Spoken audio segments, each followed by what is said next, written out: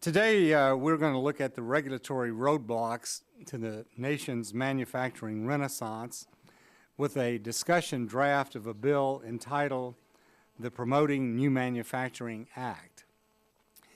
And I do want to thank all the witnesses for being with us today. We look forward to your testimony, and certainly I will be introducing each one of you, and we'll have questions for you a little bit later. At this time, I would like to recognize myself for a 5-minute opening statement. Polls have shown that the American people are of the opinion that economic growth and job creation is the #1 issue facing the American people.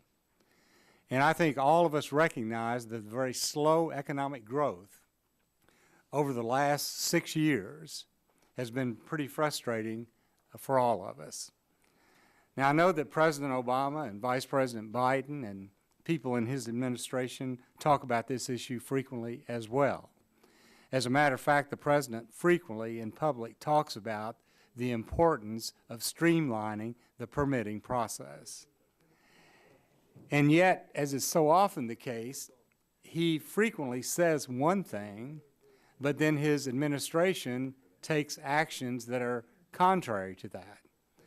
And that has certainly been happening at EPA and many of the other regulatory bodies. Now, the chemical industry estimated as of this week that 177 projects, manufacturing projects, have been proposed in the U.S. representing $112 billion in investment in over 600,000 high-paying manufacturing jobs. This is an extremely positive development, obviously, and also with the great renaissance that we're having in the natural gas arena, we have a unique opportunity in America to step out in front and be one of the leading competitors in the world and competing in the world to grow this economy and create jobs. But this manufacturing renaissance is far from a done deal, especially given the cumbersome permitting process that these projects must go through.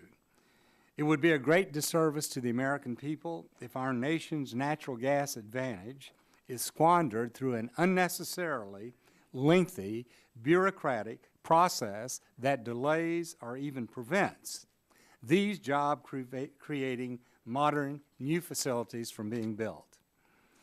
Now, I might add that we invited EPA to testify today, but the agency declined our invitation to permit. They did talk to us yesterday and said they look forward to working with us on a technical basis as we explore this legislation. And obviously, we welcome that. That's very important. And even though EPA won't be here today, we do have other witnesses who agree with EPA's position, and I'm sure that they will do a great job of explaining precisely the views of their entities as well as probably the way EPA feels about some of these issues. I believe this bill contains several common sense measures to increase transparency and reduce unnecessary permitting delays. It increases the amount of public information about the number of these permits being issued, how long the process is taking, and also requires more information on EPA's Environmental Appeals Board process. It reduces permitting delays by requiring that the implementing regulations and guidance be finalized concurrently with any new or revised national ambient air quality standard rather than doing it either months or even years later. And it also directs EPA to report to Congress on steps being taken by the agency to expedite the permitting process. I might add that none of the substantive requirements under the Clean Air Act would be altered in any way under this bill. In fact, these new industrial facilities will be considerably cleaner, more efficient than those currently in operation in the U.S. as well as those operating overseas. So in sum, the discussion draft includes reasonable steps to streamline the permitting process, something that the administration agrees at least the president says, needs to be addressed. So we're open to all suggestions to improve this vehicle as we move forward. And I look forward to the hearing. At this time, I'd like to recognize the gentleman from Chicago, Mr. Rush, for a 5-minute opening statement. I want to thank you, Mr. Chairman. Mr. Chairman, the Promoting New Manufacturing Act is billed as legislation that will require greater transparency and timeliness in obtaining pre-construction permits for new manufacturing facilities as required under the Clean Air Act. Mr. Chairman, while I am not opposed to the idea of expediting the permitting process in a practical and thoughtful way, I'm not convinced that the bill before us today, as currently drafted, is the way to go about in terms of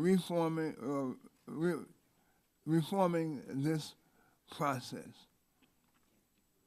One of the main concerns I have, Mr. Chairman, with this legislation is that it puts an additional burden and additional responsibility on the U.S. EPA at a time when Congress has been steadily slashing funding for the EPA, making it much more difficult, if not impossible, for it to carry out all of its duties, these new duties, even some of the old duties, the new duties that, of course, that this bill today requires. Additionally, this bill today before us appears to exempt new facilities from complying with the revised National Ambient Air Quality Standards if specific unrealistic conditions are not met, without taking into consideration the fact that much of the guidance, much of the implementation regulations are enacted on the state level. Specifically, Mr. Chairman, Section 3 adds a new requirement for the EPA that when publishing any final, new, or revised national ambient air quality standard, it must also concurrently, and I quote, publish implementing regulations and guidance. However, Mr. Chairman, in many cases, state and regulated entities already have the tools and the guidance necessary for implementing the new national ambient air quality standards, and in other cases, this guidance evolves organically as issues and questions appear.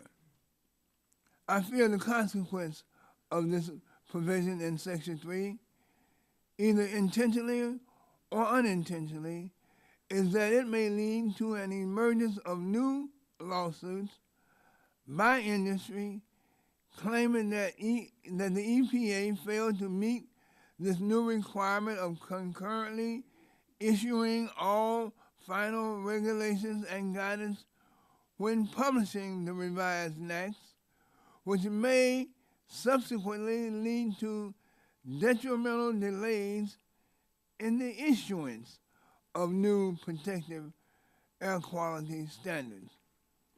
I also have concerns with the provision stating that a new or revised NAAQS shall not apply to the review and the disposition of a pre-construction permit application unless final regulations and guidance concerning the submittal and consideration of permit applications have already been published.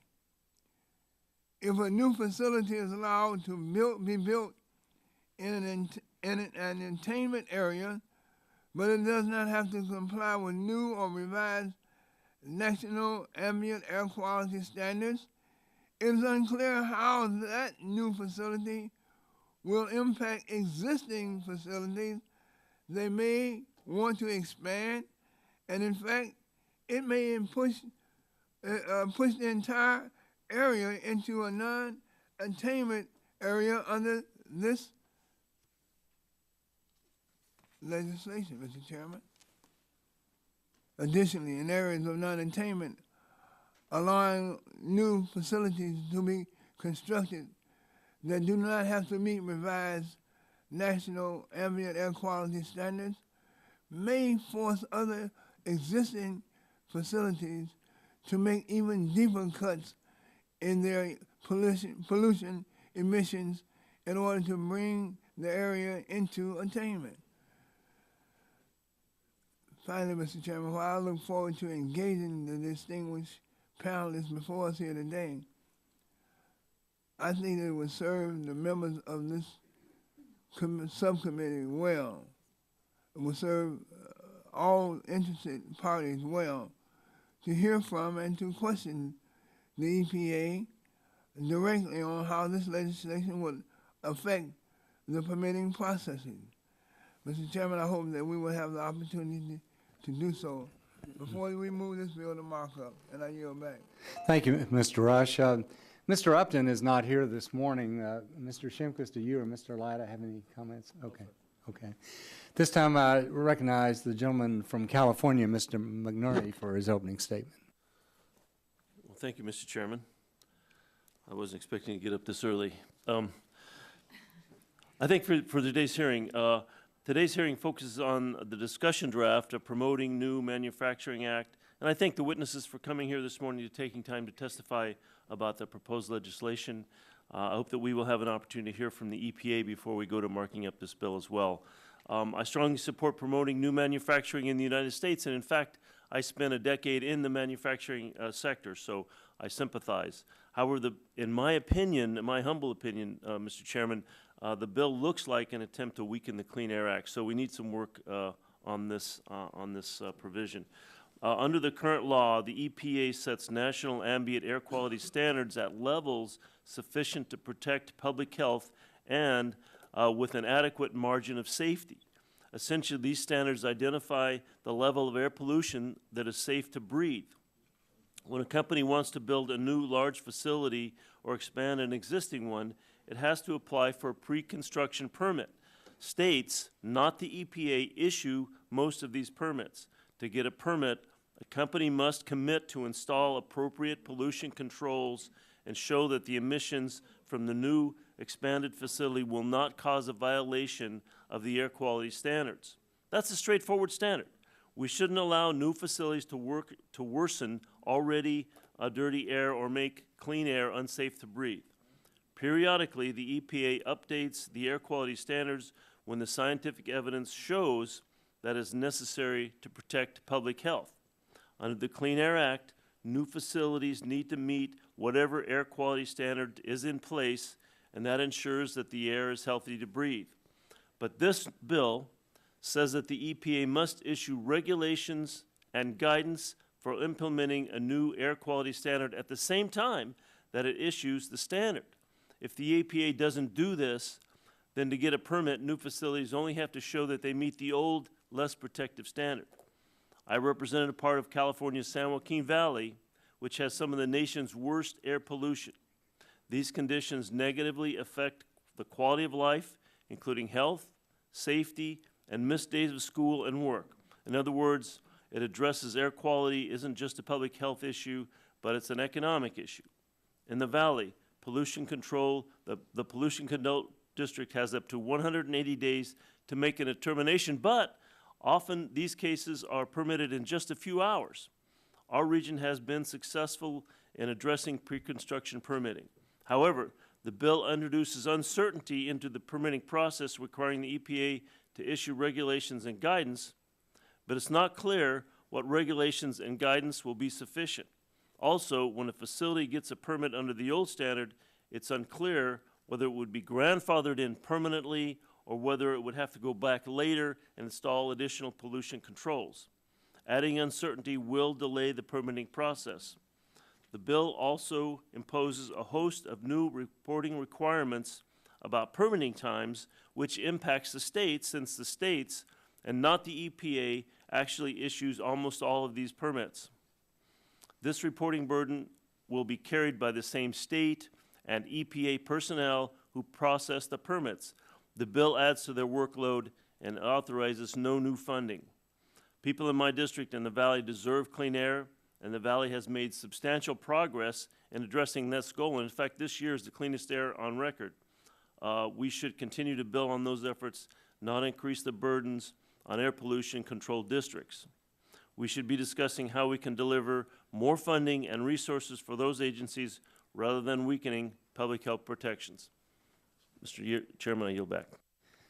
Thank you very much, Mr. McNerney. And once again, I want to thank the 6 witnesses for being with us this morning. All of you are quite knowledgeable, and we look forward to your testimony. Instead of introducing each one of you and then going back and introduce you again, I'm just going to introduce you one by one as I recognize you for your 5 minutes. So our first witness this morning is Ms. Lorraine Gershman, who is the Director of Regulatory and Technical Affairs at the American Chemistry Council. And Ms. Gershman, you're recognized for 5 minutes. Thank you. Chairman Whitfield, Ranking Member Rush, members of the subcommittee, thank you for the opportunity to testify on behalf of the American Chemistry Council in support of the draft legislation promoting New Manufacturing Act. This legislation will improve the regulatory permitting process for new and expanded factories and help ensure continued growth in shale-related manufacturing in the United States. ACC represents the leading companies engaged in the business of chemistry. We apply the science of chemistry to create innovative products and services that help make people's lives better, healthier, and safer. The U.S. chemical industry is a key element of the economy, providing 784,000 skilled, good-paying jobs all across our country. We are among the nation's largest exporters and investors in R&D. Our advanced materials and technologies include many that help save energy and reduce greenhouse gas emissions.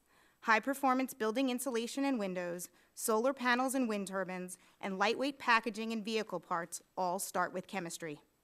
America's chemical industry is undergoing a historic expansion made possible by abundant, affordable supplies of natural gas and natural gas liquids from shale formations. Due to our decisive competitive advantage in the cost and availability of energy and feedstock, the United States is currently the most attractive place in the world to invest in chemical manufacturing. As of this week, 177 chemical industry projects valued at $112 billion in potential new U.S. investment have been announced. Fully 62% of this is foreign direct investment. Within 10 years, the new investments could generate tens of billions of dollars in new chemical industry exports and hundreds of thousands of permanent new jobs. All of these projects must undergo a lengthy and complex environmental permitting process filled with challenges that could derail the investments. Problems include uncertainty as to the schedule and process for attaining a final pre-construction permit and a requirement that companies use emission modeling programs that cannot adequately accommodate site-specific data. Once a project is significantly delayed, the project can be scrapped and companies make plans to proceed elsewhere. During his State of the Union address this past January, President Obama highlighted the important role that domestic natural gas is playing in the U.S. economy and committed his administration to facilitate the permitting process for manufacturing projects. The President said, businesses plan to invest over $100 billion in new factories that use natural gas. I'll cut red tape to help those states get these factories built. The White House fact sheet stated the administration will help states and localities coordinate review of proposed private sector projects to invest in new energy-intensive U.S. manufacturing plants relying on natural gas. Manufacturing facilities must be able to obtain required permits in a timely, transparent, and efficient manner. In recent years, EPA has tightened a number of NAAQS, including ozone in 2008, nitrogen dioxide and sulfur oxides in 2010, and fine particulate matter in 2012. A proposed tighter ozone NAAQS is expected later this year. Meanwhile, EPA is still working to implement these standards, along with some even older NAAQS. Lacking clear direction from EPA, state permitting agencies and manufacturing facilities have, at times, been left confused about the requirements to complete the pre-construction permitting process. Manufacturing facilities need certainty and transparency in the permitting process. The steps required to obtain a pre-construction air permit within the Clean Air Act's required 12-month deadline must be clear to all. EPA must issue implementation rules and guidance in tandem with any final NAAQS rules. The Promoting New Manufacturing Act will improve the permitting process by creating a dashboard showing the total number of pre-construction permits issued during the fiscal year, the percentage issued within 1 year of application, and the average length of the review process, requiring EPA to issue guidance concurrent with any new rules so the manufacturers fully understand how to comply, and directing EPA to prepare an annual report to Congress on actions the agency has taken to expedite the permitting process. The Promoting New Manufacturing Act represents a step towards a timely, efficient, and transparent regulatory process.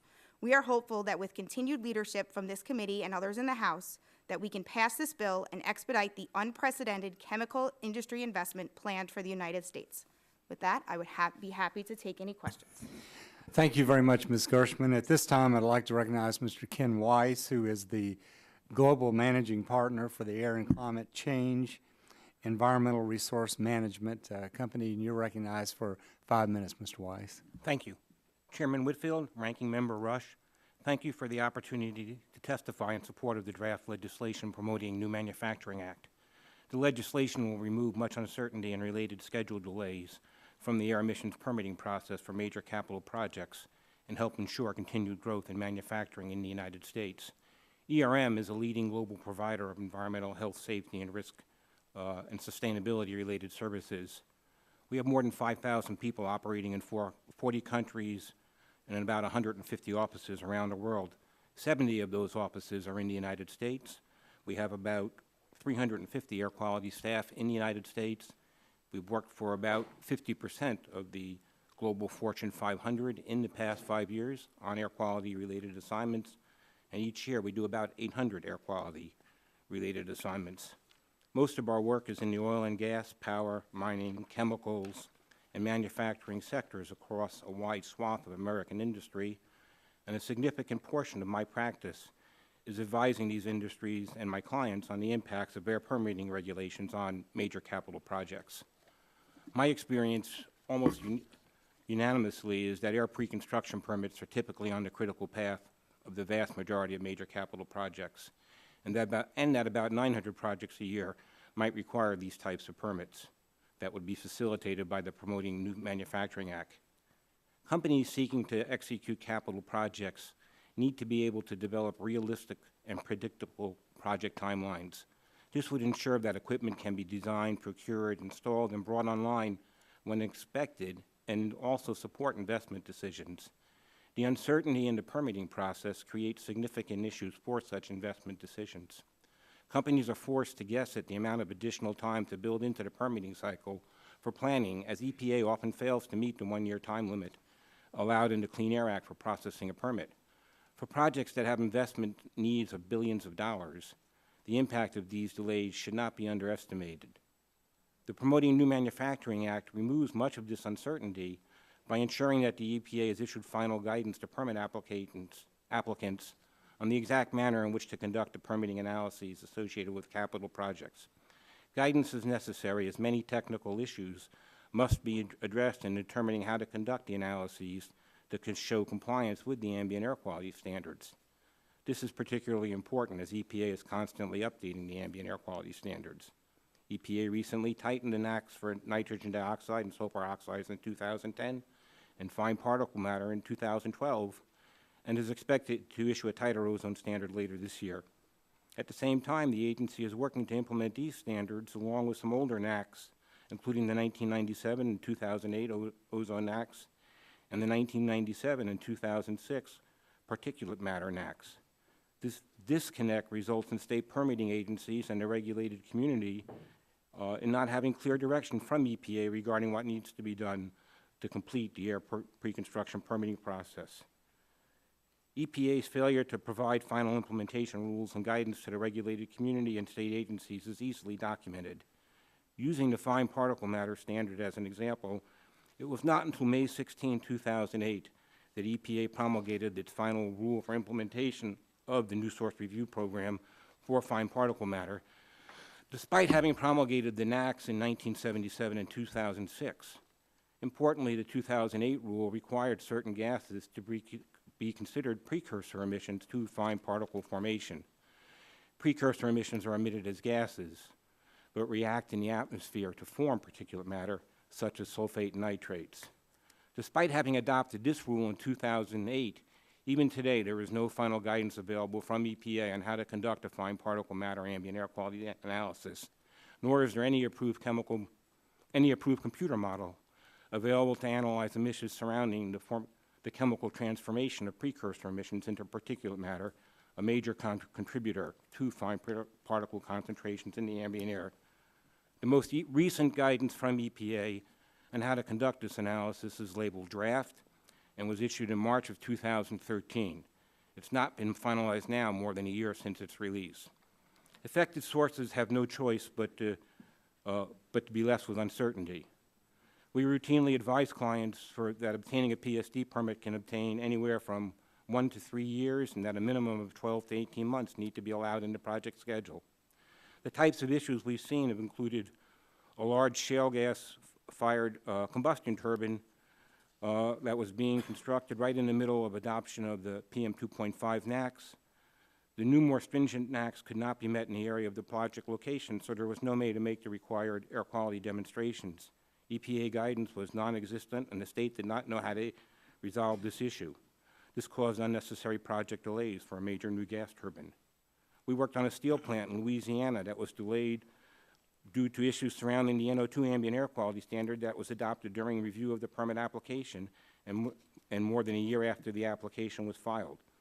We currently estimate that the lack of guidance added 2 years to the project schedule.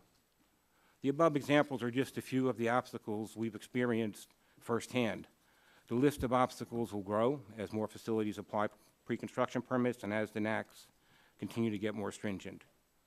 Additionally, by requiring the EPA to determine its track records to meeting the permit processing timeline, the agency will have the information necessary to act on and remove the underlying causes of project delays and created unintentionally by the permitting program.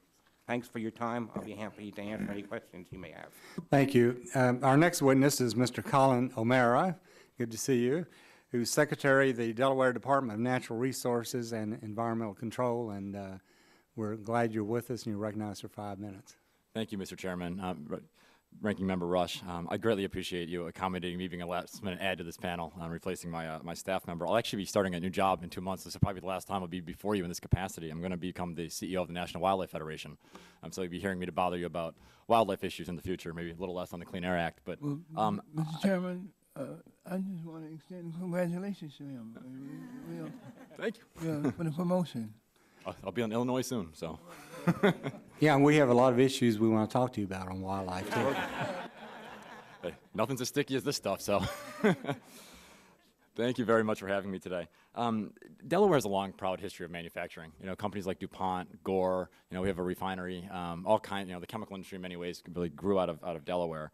And we actually agree with the premise of this effort that more efficient permitting, more predictable, more clear and certain permitting is obviously a good thing for economic growth. We just kind of question the unintended consequences of this particular approach and have maybe a few suggestions for a different way to look at it. In Delaware, we've, under the leadership of Governor Jack Markell, we've focused like a laser on trying to improve permitting efficiency. You know, my air director sitting behind me, Ali Mirzakalili, one of the finest air directors in the country, put his team through an incredible process of value stream mapping, trying to reduce permit times. He's gone for, you know, our permits for kind of major sources take about 4 months, where in many other states it's more than a year. Our minor sources will take 2 months. We're about 72 days right now, compared to about 104 days, about 3.5 months, about 3 or 4 years ago. And so we've shown that we can actually, by having a better process, we can get through the permits more quickly, providing the certainty. And that's really the key to our approach in Delaware. The approach is fairly simple. We want to provide certainty to industry by articulating clear standards. We want to deliver permits in a timely and efficient manner, so they get the decisions they need. And then we actually supplement our strategy with one other piece. We actually provide some incentives. If folks are willing to go above and beyond permitting requirements, we provide, you know, small grants. They want, you know, maybe adopting cleaner fuels or helping them get, you know, a gas pipeline to the site, or, you know, things that can actually make the facility better long run. And it's because we strongly believe in the underlying belief in the Clean Air Act and the tenet of the Clean Air Act that it's much cheaper to reduce emissions during the design of a facility than it is to try to retrofit later. You know, a lot of these facilities across the country that have tried to, you know, add controls later, and you've heard this in response to the toxics rule and others about how the expense and the time that folks need to try to do it after the fact. If we can figure out ways to incorporate these technologies earlier, it's cheaper and it doesn't create kind of unintended consequences in other facilities. And I think that the challenge with this bill as proposed, and I really appreciate the opportunity to come in at the draft discussion level before it's formally introduced, before it's marked up, because the unintended consequence of having folks go in and apply for permits under an old standard when a new standard's already been promulgated in a meaningful way, even though the guidance may not have been issued, puts both the state and the regulated entity in an incredibly precarious position. The regulated entity is basically knowingly not putting the controls that would be necessary for the standard that is promulgated, that's fully in the federal rules, federal code at that point. So there's a potential legal liability there. The state then has to figure out other places to make up the reductions that could have been more cost effectively reduced through the controls being put on at this new facility. And so what ends up happening is it might help that individual facility if they'd have to do less on the control side. The challenge is those reductions that could have been achieved have to be made up somewhere else. And so as we're trying to put together our state implementation plans, we might have to go back to an existing industry that has already put on a lot of controls, trying to get that extra additional ton out of that facility because this other facility didn't kind of do their fair share. The other kind of inequity that we could create unintentionally is that a new facility that comes in after the guidance, so you could have two facilities, same type of operation, say both gas turbine generation. You know, one that comes in before the guidance is promulgated, one that comes in afterwards. The one that comes in afterwards is going to have to meet a higher standard, creating another inequity there where they're doing more to go above and beyond the requirements of exactly the same facility in the same state. You know, we would much rather see ways to, you know, to really kind of incentivize the folks to go above and beyond the permit conditions rather than having this inequity of the types of standards that different folks meet. And it really comes back to the underlying the underlying assumption that I will challenge in the bill that states aren't doing a good job figuring this out.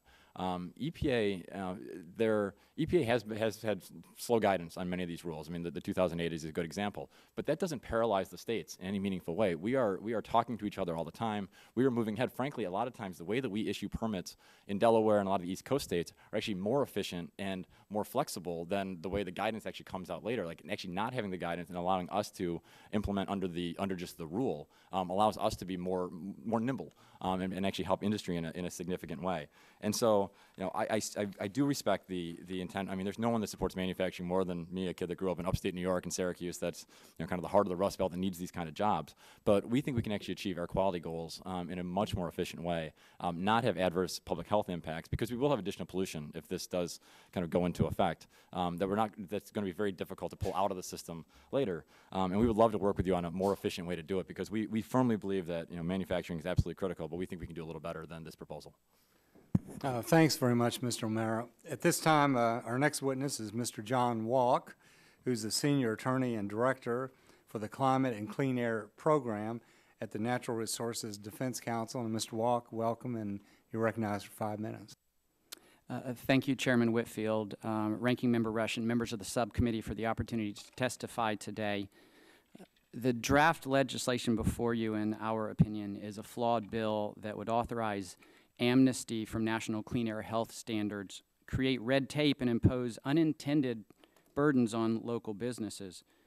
Instead of reducing permitting burdens, the bill would open up facilities to new legal liabilities, higher costs, and regulatory delays. I suspect many of these outcomes are unintended consequences of the draft bill, but these objectionable substantive elements of the draft legislation are coupled with a false premise and lack of foundation for its central approach. I'd like to take a few minutes to discuss the individual sections of the draft bill and why they are problematic. Section 3 of the bill is the most problematic part of the draft bill. It creates an unjustified amnesty from new or revised national clean air health standards during pre-construction permitting for individual facilities undertaking new construction or modifications. This would harm air quality, the health of surrounding communities, and impose unfair burdens and costs on other local businesses in the same area as the facility receiving the amnesty. The bill would create unintended consequences and increase costs for other businesses in that same area. This is because the Clean Air Act still would require EPA, state and local officials, to attain national health standards and to avoid interfering with clean air resources in areas that already meet national health standards. The only way for regulators to accomplish this would be for government regulators to crack down on other businesses in the area, or to require the newly permitted facility to either stop operating or undertake potentially costly retrofits to install necessary pollution controls. Imposing additional costs and control obligations on existing local businesses in order to grant amnesty to a newly constructed facility is inequitable and even punitive in our view. There is no reason to impose these terrible choices on facility owners or operators, nor on state and local regulators, local businesses, and local communities. Nor is there any reason for doing damage to the Clean Air Act's health safeguards in the manner that we believe Section 3 of the bill would. None of the written testimony before you today has concrete examples of air permits not being issued due to a lack of EPA implementing rules or guidance. I am personally unaware of situations in which EPA implementation rules or guidance were deemed necessary to the issuance of pre-construction permits following revisions to national health standards. Pre-construction permits, as Mr. O'Mara has indicated, continue to be issued while national air quality standards are being revised and updated. Delays and uncertainty are not welcome, to be sure. But uncertainty for corporations should not come at the expense of subjecting Americans to the certainty of unhealthy and illegal levels of air pollution in the manner that the bill's amnesty provision would. Turning to Sections 2 and 4 of the draft bill. These provisions represent red tape that consume limited agency resources in order to compile information mostly in the possession of state and local agencies rather than EPA. These sections require EPA to collect information on pre-construction permitting, but overlook the fact that over 80% of the states oversee their own pre-construction permitting. EPA rarely permits individual facilities, actually, and it makes little sense for Congress to require this information from EPA rather than from individual state and local permitting authorities. In light of this permitting landscape, the question then becomes whether it makes sense to saddle resource-constrained state and local governments with red tape at the expense of carrying out and enforcing health safeguards that protect Americans. We do not think this makes much sense.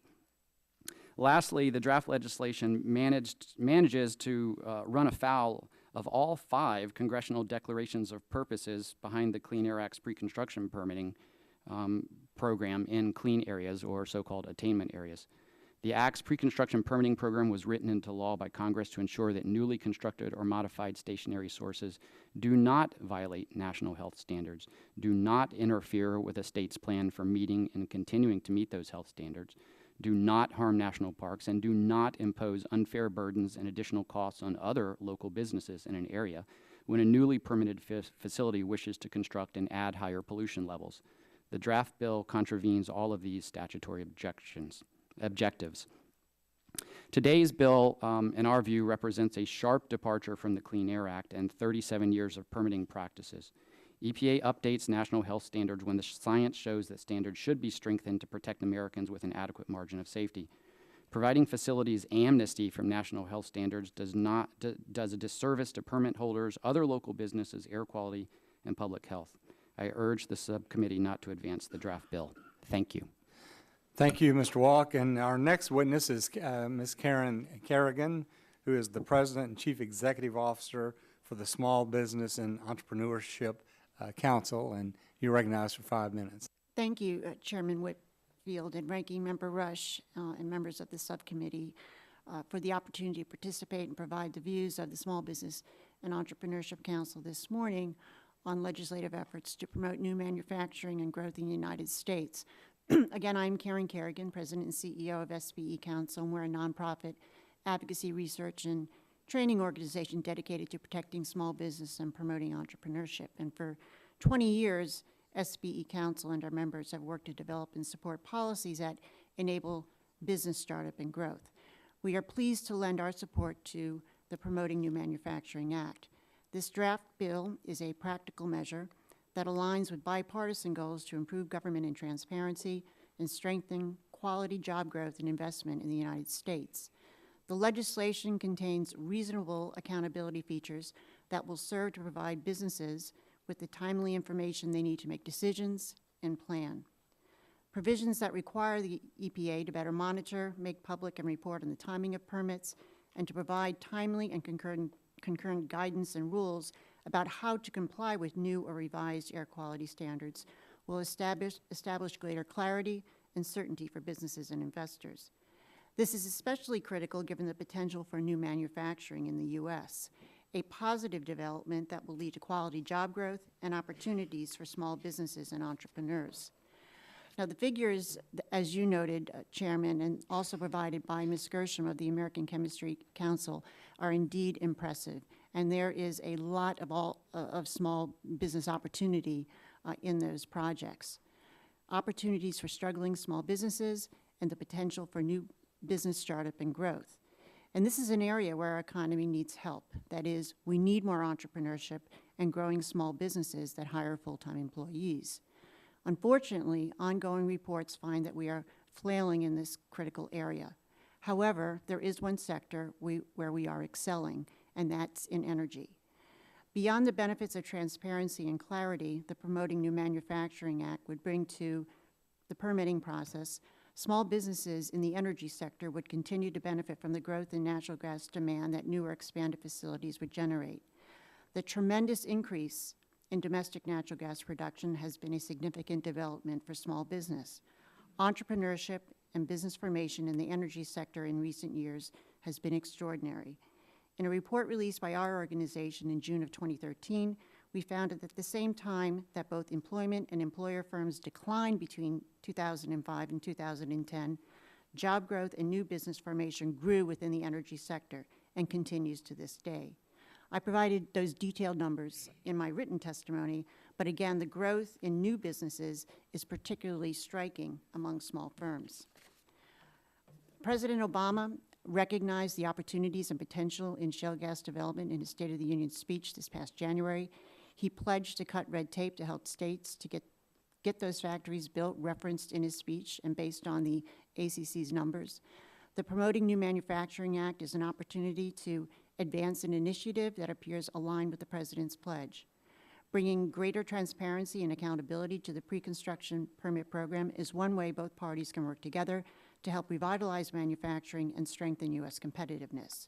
More growth opportunities for small businesses and new manufacturing projects and the energy sector will produce a virtual cycle of increased investment, enhanced GDP growth, rising incomes, and more jobs.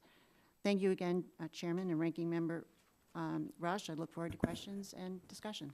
Thank you, Ms. Kerrigan. And our final witness is Mr. Ross Eisenberg, who is the Vice President for Energy and Resources Policy at the National Manufacturers Association. And thanks for being with us, Mr. Eisenberg. You're recognized for 5 minutes. Of course, thank you so much. Good morning, Chairman Whitfield, Ranking Member Rush, members of the subcommittee. As you've heard from the National Association of Manufacturers and our 12,000 members for many years now, the boom in domestic energy production is driving major new investment in manufacturing and contributing to increased U.S. competitiveness around the world. For us, for manufacturers, this could mean as many as 1 million new jobs by 2025 as we build new iron, steel, cement, fertilizer, chemicals, aluminum, plastics, and many other manufacturing facilities, as well as the products that are made from these materials. So the future is good. We understand as manufacturers the risks inherent in making investments of this magnitude in the United States. We understand that even with our built-in energy advantage, we still have a significant disadvantage owing to other policies like taxes and torts and regulations. We understand that new regulations will be issued while we wait for our permit, moving the goalpost and forcing us to change our entire plan midstream. We understand that often law firms masquerading as public interest groups will exploit every step of the approval process and drive up project costs in the hopes that we will simply want to walk away. We understand that all of this is going to happen, and we still take these risks, but it doesn't mean that we don't want to do something about it. So with manufacturing on the verge of a major comeback, there's really no better time, in our view, than now for the subcommittee to examine the permitting process and whether or not it can be improved, and if so, how. Manufacturers continue to struggle with the complex requirements of the New Source Review Program. When I was preparing for today's hearing, I sent a note to our members. I reached out to our members asking for their feedback on what is good and what is bad about the NSR process. What I got back is listed in my written testimony. It's long. The intention here was not to create a list of horribles, and I do understand that that's probably what it looks like, but rather to try to give members an honest assessment of what the plant managers, the business owners, the EH&S people at my members in the field are having to do when they try to build facilities or modify existing ones.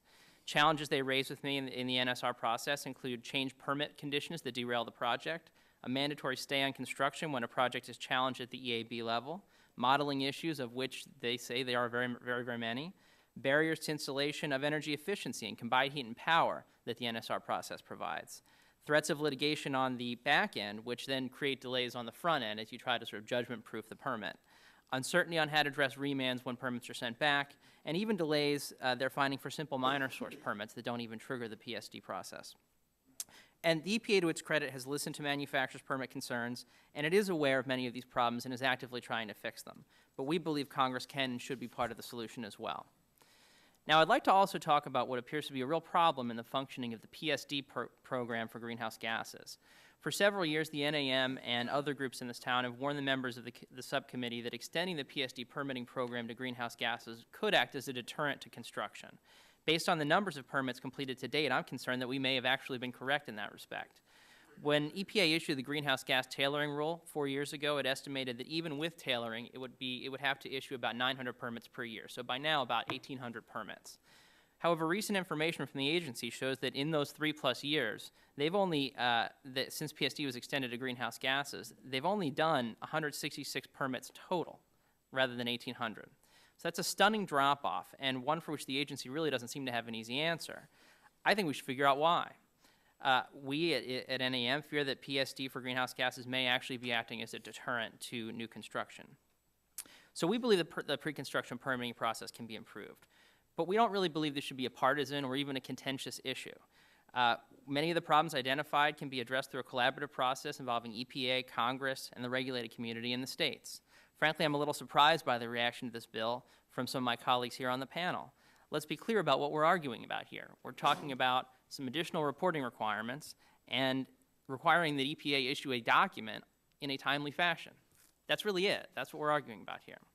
So we believe the Promoting New Manufacturing Act takes a pragmatic approach to this very complex issue. It diagnoses a problem if one exists and provides the best available information so that EPA and the Congress can then decide if steps needed are to be taken to improve the process. And it requires the agency to do its job issuing guidance in a timely fashion.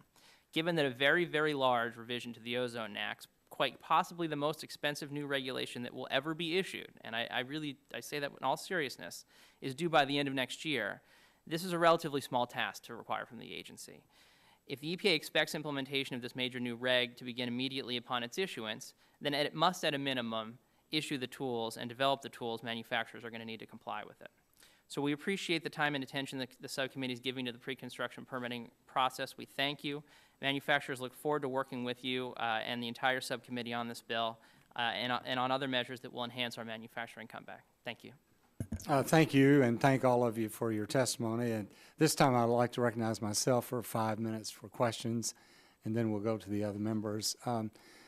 Ms. Gershman, you had mentioned in your testimony and other witnesses also about the 177 projects, and that 62% of this would be foreign investment. Is the Chemistry Council, are you all tracking these projects? And could you give us an update on your analysis of that? Certainly.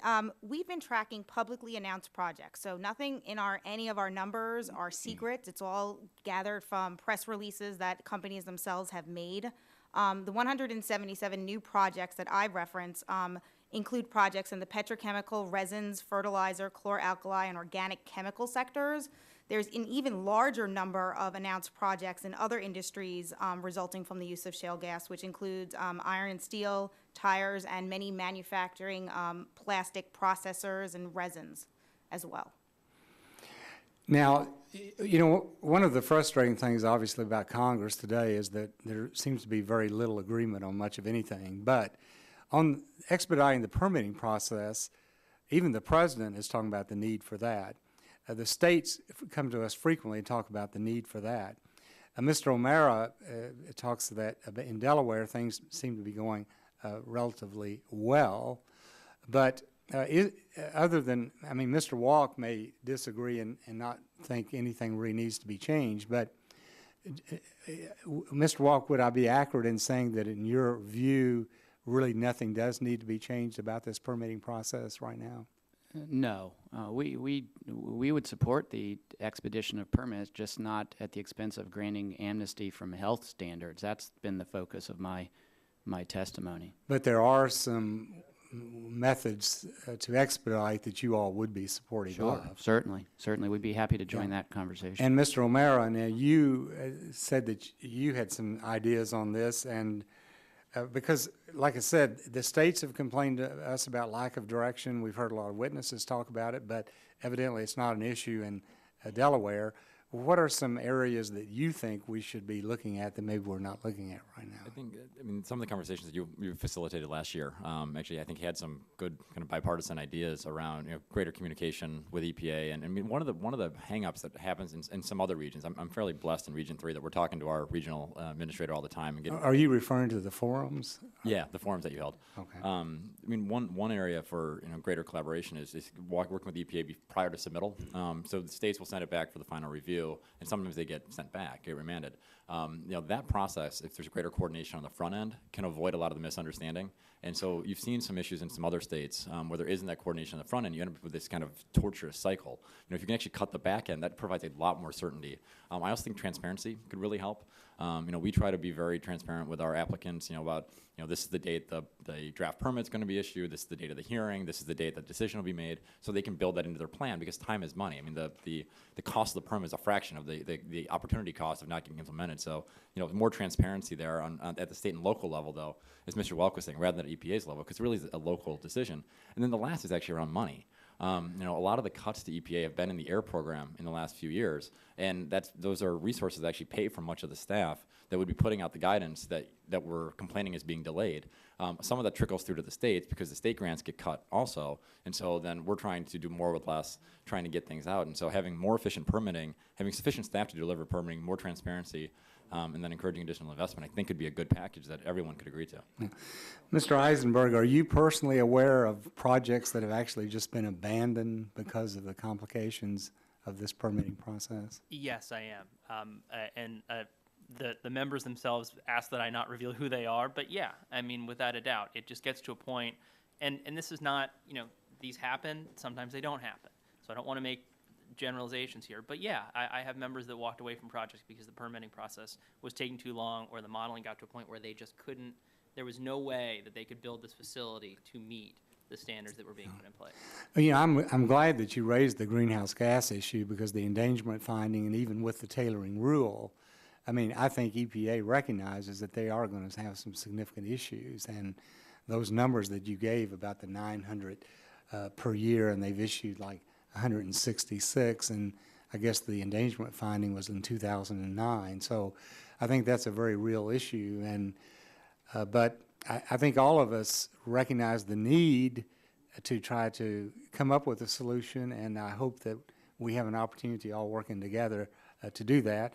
This time, my time's expired, so at this time I recognize Mr. Rush for 5 minutes.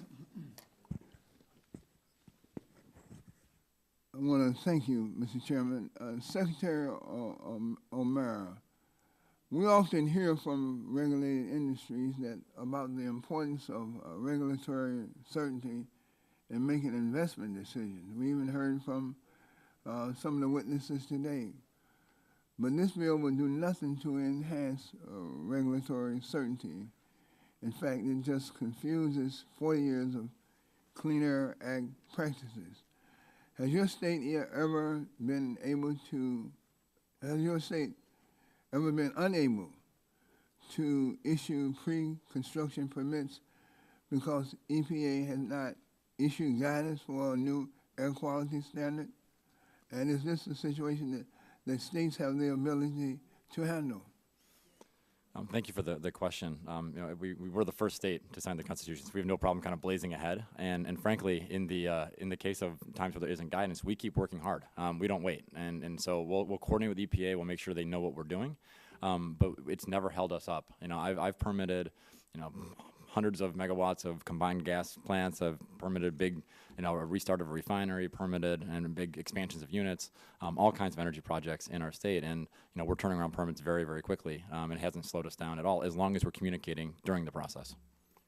Do you agree with the assertion that this bill would provide greater transparency and timeliness in obtaining pre-construction permits for new manufacturing facilities? And secondly, how does the EPA's role differentiate from the state role in the process, and how will this bill impact that relationship?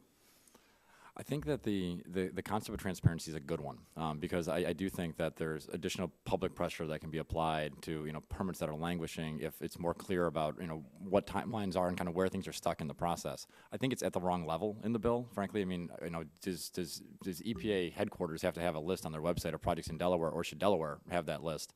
And as many of you know that have served on state and local legislative bodies, I mean, there's nothing more effective to expedite decision making than having folks in having those kind of timelines public, because folks are held accountable. And so I think in terms of consistency, I think it actually creates more confusion, because you'll have different standards and there'll be a lack of clarity for both the regulator and the industry. And I think the transparency should really be more focused at the state and local level instead of the federal level. This bill assumes that it's a huge problem if EPA does not issue rules and guidance at the same time as a new air quality standard. So the bill allows a facility to obtain a pre-construction permit pegged to an old air quality standard if the EPA hasn't issued rules and guidance. Does this facilitate permitting, or does it create new avenues for litigation and delay, in your opinion? Well, it's important to recognize that, in the 37 years of this permitting program, it's been a requirement that new facilities meet revised health standards after they've been adopted. So the history of the past 37 years, and I'm not going to argue is an ideal history, but it shows that we can and do regularly, every year, every month, issue pre-construction permits at the same time that there are these standards changing. What puzzles me about the bill is by granting amnesty to these newly constructed facilities, so for the first time ever in the Clean Air Act, they don't have to meet updated health standards.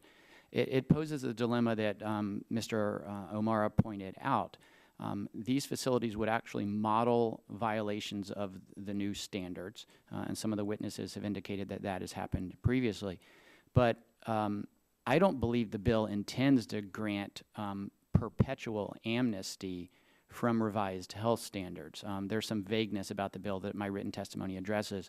But if that's the case, then a facility has to come back again after the fact with an after-the-fact permitting exercise, retrofit control exercise, and in the meantime, other businesses are suffering the burden of additional pollution controls that I think are probably also unintended consequences of the bill. So I'm not going to argue that the system we have today is perfect or could not stand improvement, but I think this actually takes us backwards. It certainly does on the health front. I think it does vis-a-vis permitting of the individual facility, and certainly for the other local businesses in that area. I'd like to just ask one additional question of both you and Mr. O'Mara. Would you speak about public health? What's the impact on public health if this bill will go forward? Right now, there are 30 million Americans, particularly on the East Coast, that are living with unhealthy air. And and I think in Delaware, where 90% of our pollution comes from out-of-state sources, the idea of new facilities coming in, being allowed to pollute more than the technology, cost-effective technology would allow, to not capture those reductions that are much cheaper than going back to an existing facility where it might cost 50 times as much to add pollution controls to an older facility. It's economically inefficient. But I mean, this is what affects kids. I mean, I have a 2-year-old daughter. I mean, the idea that she's breathing air that's unhealthy on a lot of days is painful. Seniors, other disadvantaged populations. So at the end of the day, it's about people, and I think there's ways to avoid some of those impacts. Thank you, Mr. Chairman. Gentleman's time has expired. There's been some comment about the burden on EPA of posting on its website. I might note that in their budget documents, they already provide information on the percent of permits that they are issuing, so they already have a lot of this information. But this time I recognize the gentleman from Louisiana, Mr. Scalise, for 5 minutes. Thank you, Mr. Chairman. I appreciate you having this hearing, and I thank all of the panelists for coming and providing the testimony and for answering our questions. I know there are a lot of questions that we have. We get agencies that come up. EPA is one of those agencies that we have a lot of questions for, because frankly, when you talk to people that are trying to create jobs out in the country, I know in South Louisiana, Unfortunately, the biggest impediment that they tell me about when they're sharing their challenges at creating more jobs in America are the regulations and the lack of guidance, the lack of obtainable type of standards that are coming out of Washington. And that's not the way that government should work. Government should not be the impediment to American job creation because, and I think a few have touched on this, I've seen it, in many cases when businesses are making decisions of where to make investment, they're not just saying, I'm going to make it in Louisiana or I'm going to make it in Delaware. They're looking at other countries. And we're losing some of these jobs to other countries because we're not getting clear guidance from Washington. And the EPA is one of the worst offenders. And let's be honest about this. When you look at some of the problems that we've seen from EPA, one of the reasons that this bill is necessary, and all it says, by the way, is that when they come out with some proposed rule, they have to concurrently publish regulations and guidance for implementing the rule.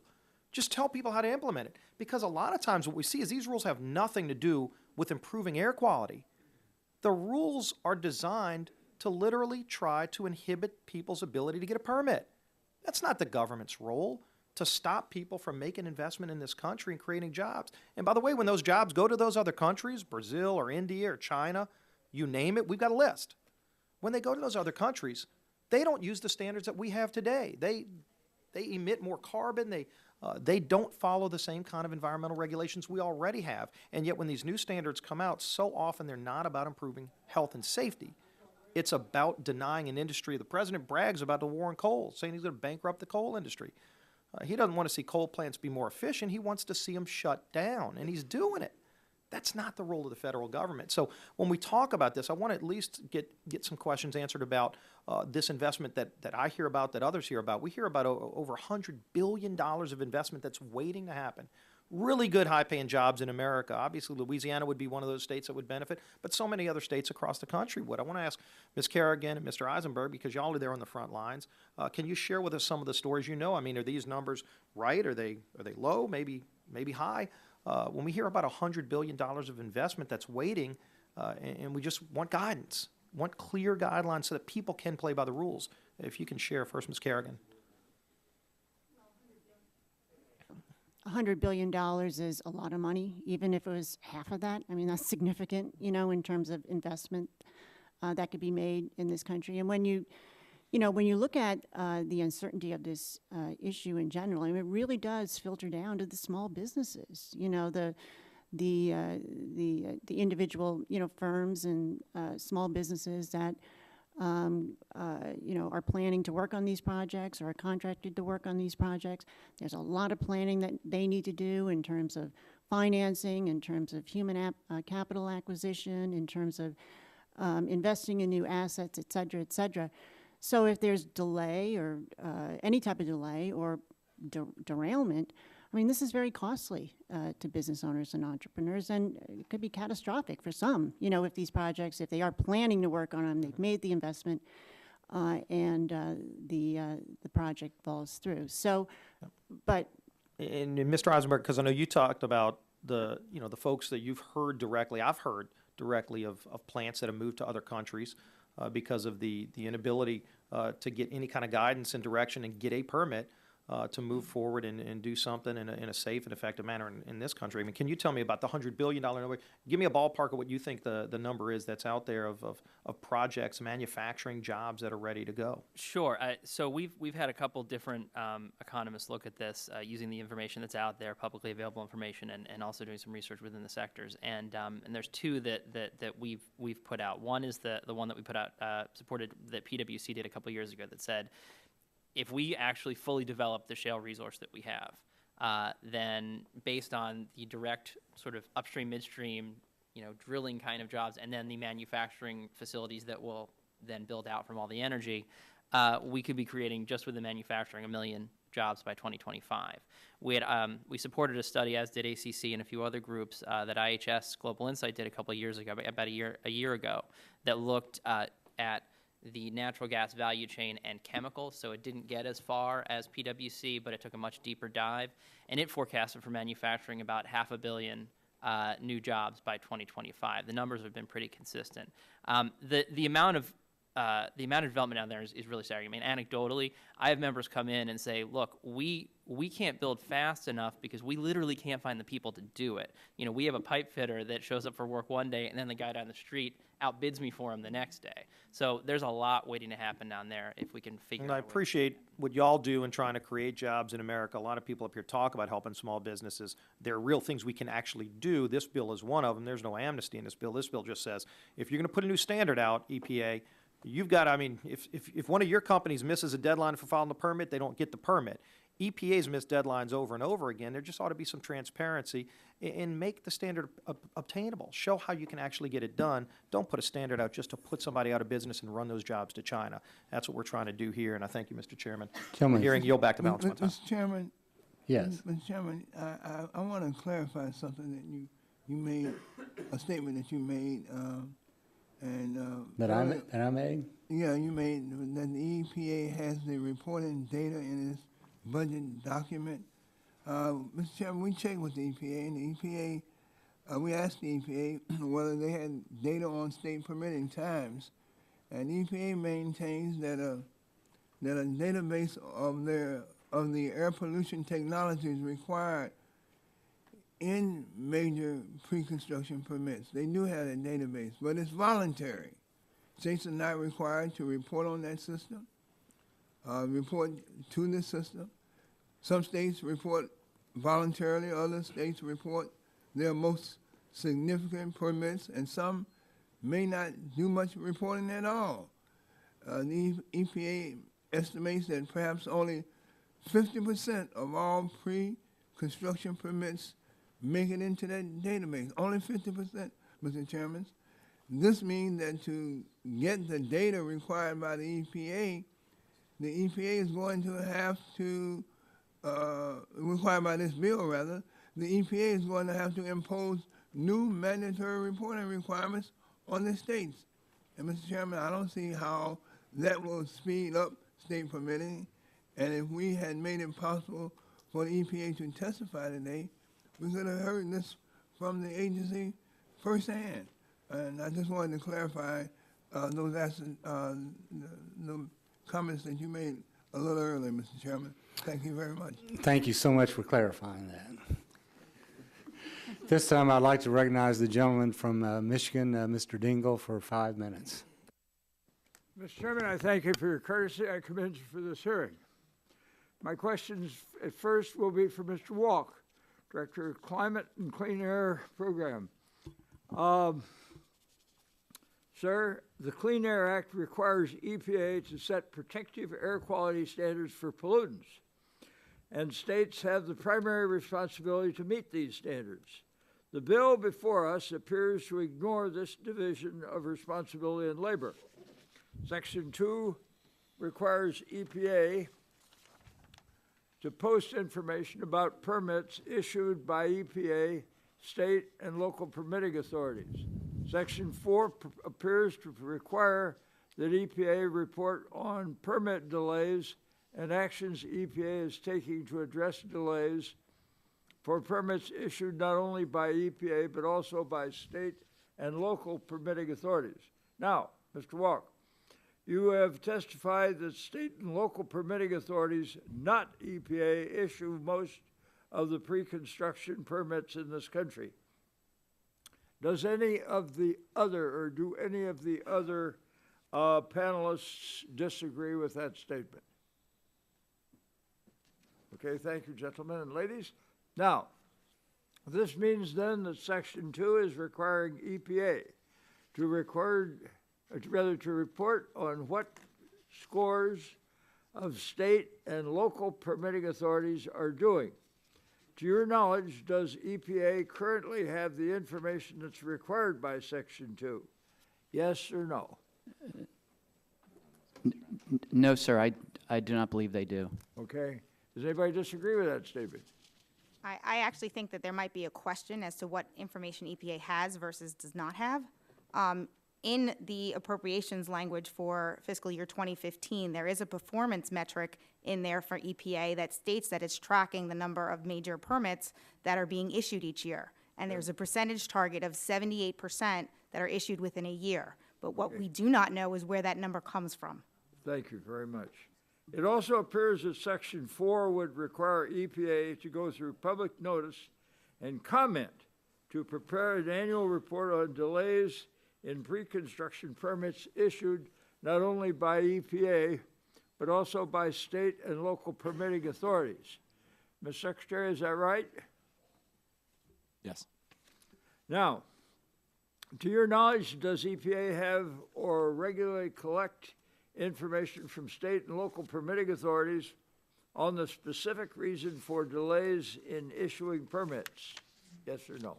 Not formally. There's a lot of conversation, but not, Now, not in every Mr. permit. Secretary, if EPA doesn't publish implementation guidance or is late in so doing, are state permitting agencies equipped to issue pre-construction permits in a timely manner? Yes or no? Yes. Now, Mr. Secretary, the bill creates a loophole that could allow a new facility to meet an old air quality standard. Will this do anything to help the state of Delaware process its permits faster? Yes or no? No. You're going to be finding yourself in the awkward position of approving permits to an old standard rather than the new and the current one. Is that right? Yes. Now, the language of Section 3 is also ripe for litigation. Do you agree with that? And if so, could you please elaborate? Yes, I do believe that it is, because there's an open question about whether when the new standard, the new standard is already in place, but when the guidance is then finalized, whether the facility that was permitted without the guidance under the old standard would then have to make immediate retrofit and upgrades to it, setting up citizen suits, setting up legal challenges, setting up inequity with other firms. So the legal uncertainty is significant, we believe.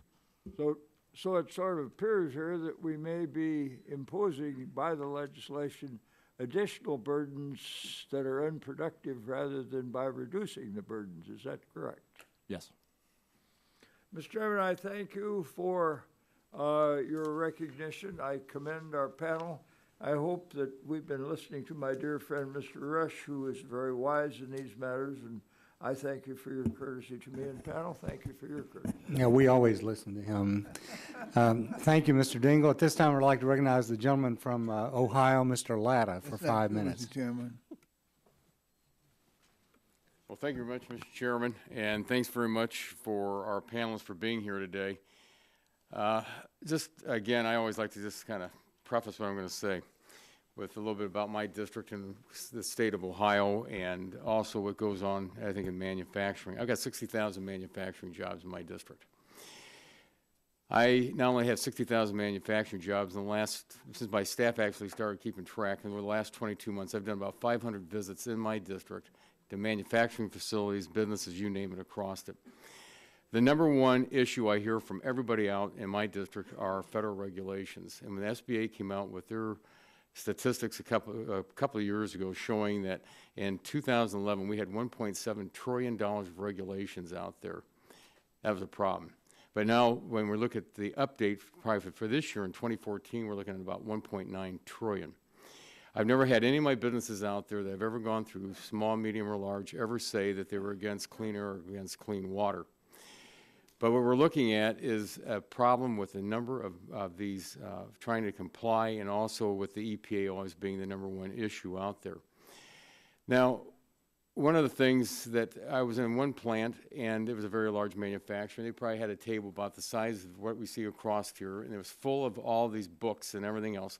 And they said one thing to me, you know, one of the problems we have is trying to comply with this, but the problem that they had was the EPA was trying to tell them to take a square peg, pound it through a round hole, because those issues or those regulations didn't even work for their plant.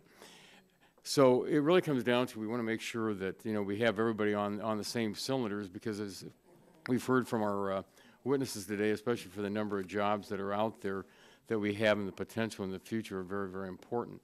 So Mr. Eisenberg, if I could start with you. You note in your testimony that revisions to the national ambient air quality standards can affect the ability to obtain air permits, and you specifically referenced the potential revisions to the ozone standards. And can you explain? Yes, thank you.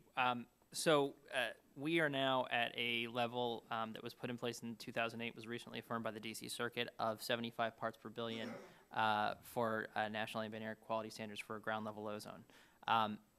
Those levels are subject to change every 5 years, subject to revision. We are in the middle of one of those cycles right now. EPA is on a deadline to put out new ozone NACs in December of this year and finalize them by October of next year. The last go-round, EPA's numbers were about $90 billion a year. We're looking at it, and we're thinking that it could actually be a little bit higher than it. The reason, quite frankly, is that we've made a lot of progress here on ozone, and we're getting to a point where the gains are getting a lot more expensive because, quite frankly, a lot of the technologies that would be required to get down to some of these levels just don't actually exist, and you have to get very, very creative and do things that may be a little unconventional and a lot more expensive than we would expect. I do, if I could take a second, one of the big assumptions here that we're making on this bill in terms of, some of the slippery slope downstream problems that it could cause is that if you, the Congress, were to tell EPA that it has to do this guidance concurrently, that it wouldn't do it, and then all these bad things would happen.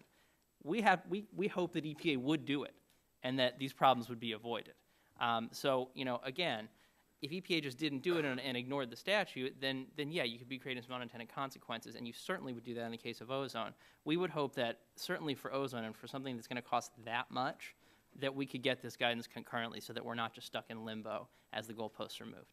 Thank you. Ms. Kerrigan, if I could ask, you refer in your testimony to the complex and tentative regulatory permitting process that businesses face in this country. Do you believe that it is important to look for ways to expedite the permitting process, and is that critical for job growth in this economic economy that we have? Absolutely. I mean, look, we've heard the other testimony and the investment dollars that are out there and that are willing to, that are going to be invested in these projects. And from a small business perspective, when I hear numbers like the ACC's numbers in terms of $100 billion, I mean, I think small business opportunity, new business formation, new jobs, all the things that our economy needs to get back to robust growth and back to competitiveness again. So not only in permitting, but in other areas. If there's, if government can improve and it can work better, if it can work in collaboration with the business community, I mean, that's going to get these investment dollars flowing and get our economy back to robust levels of growth again. Well, thank you very much. And Mr. Chairman, I see my time's expired, and I yield back. This time, the chair recognizes the gentleman from California, Mr. Waxman, for 5 minutes. Thank you, Mr. Chairman. I have several concerns about this bill. It follows the House Republicans' mantra that the way to produce jobs is to weaken environmental protections. I don't believe that's the case. It assumes that EPA is the problem. Even here, where states are issuing almost all of these permits. In fact, the bill would likely slow permitting by diverting state and EPA resources and adding legal uncertainty. But I want to focus on another problem. Section 3 of the bill undermines decades of Clean Air Act practice and weakens air quality protections. The Clean Air Act requires a large, new, or expanding industrial facility to get an air pollution permit before starting construction. The facility must commit to install pollution controls. It must demonstrate that its emissions won't produce unhealthy levels of air pollution in the area. And if the facility's pollution would cause the area to violate an air pollution standard, then the facility must do more to reduce or offset its emissions. Well, this bill creates a loophole in the law. If EPA fails to meet new procedural requirements, the bill would allow a facility to get a permit by measuring its emissions against an outdated, less stringent air quality standard. Mr. Walke, you call this amnesty. What is the practical effect of allowing a new facility to be permitted under an outdated standard? Well, the practical effect is the facility will emit pollution at levels that we know to be unhealthy. That previously, under 37 years of law, we had required them not to emit at in order to protect the public. And Mr. O'Mara and his colleagues across the country will be left explaining to concerned members of the public that Congress forced him and his colleagues to allow a facility to pollute at unhealthy levels that he cannot assure them are protective of air quality where they live. So permitting authority might have to issue a permit for a higher polluting facility. Mr. Walk, what are the public health implications of exempting new or modified facilities from more protective air quality standards? The Clean Air Act since 1970 has required national health standards that are adequate to protect public health with a requisite to protect public health with an adequate margin of safety. The safety margin primarily to protect children, seniors, asthmatics, and other vulnerable parts of the population. This bill wipes away those safeguards and says we're going to allow this facility to pollute at levels that are not necessary to protect the public with that adequate margin of safety, and it will allow excessive and unhealthy levels of pollution that the law currently does not allow. We should be very clear about that. And Secretary O'Mara, what impact could this have on states like Delaware that are downwind from polluting sources? Right now, we are working using every vehicle in our disposal to both reduce emissions in-state, and we've reduced emissions more than any other state in the country over the last 5 years, but also trying to get more reductions upwind. By having facilities that could cost-effectively have fewer emissions and not capturing them at that point, you're either going to have to find ways to reduce it in other places, which would be more expensive, or we just have to suffer worse and worse health outcomes. Either outcome is bad for the economy and bad for the environment. So the bill shifts the burden of air quality improvements from new plants to existing ones, existing facilities. Doesn't that raise the cost?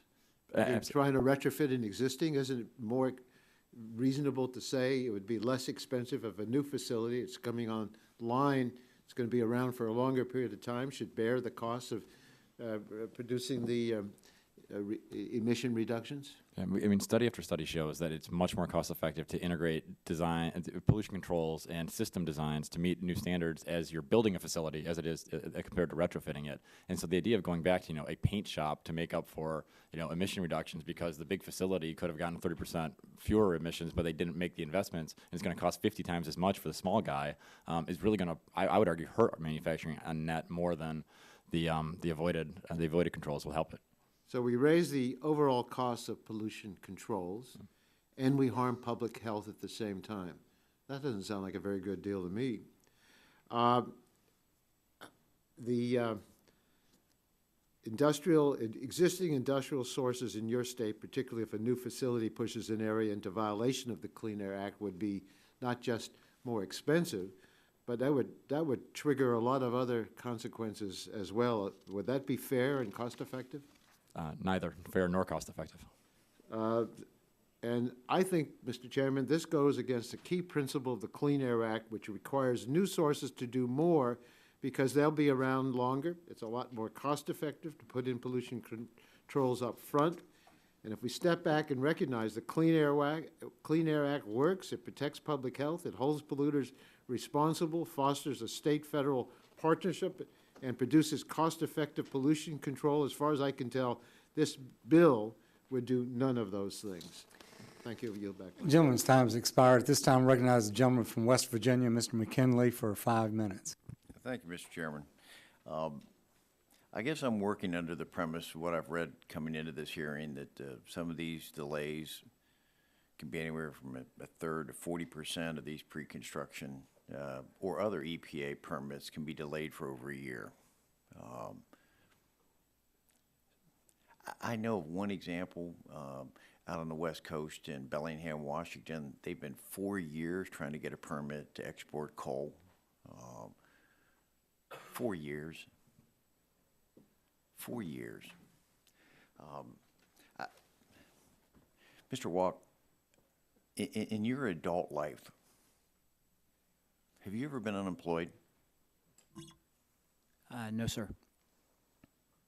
I'm afraid too many people in the Beltway don't understand what that must feel like when they're trying to raise your your 2-year-old child, and you've lost your job, and you're told they're going to build this other plant or there's a hope for something to happen, but it keeps getting delayed time and time and time again. I just, when do we become more caring as a nation to find out how we can move these projects forward? People want to build construction, or they want to build these manufacturing plants. The president has said he wants to do that.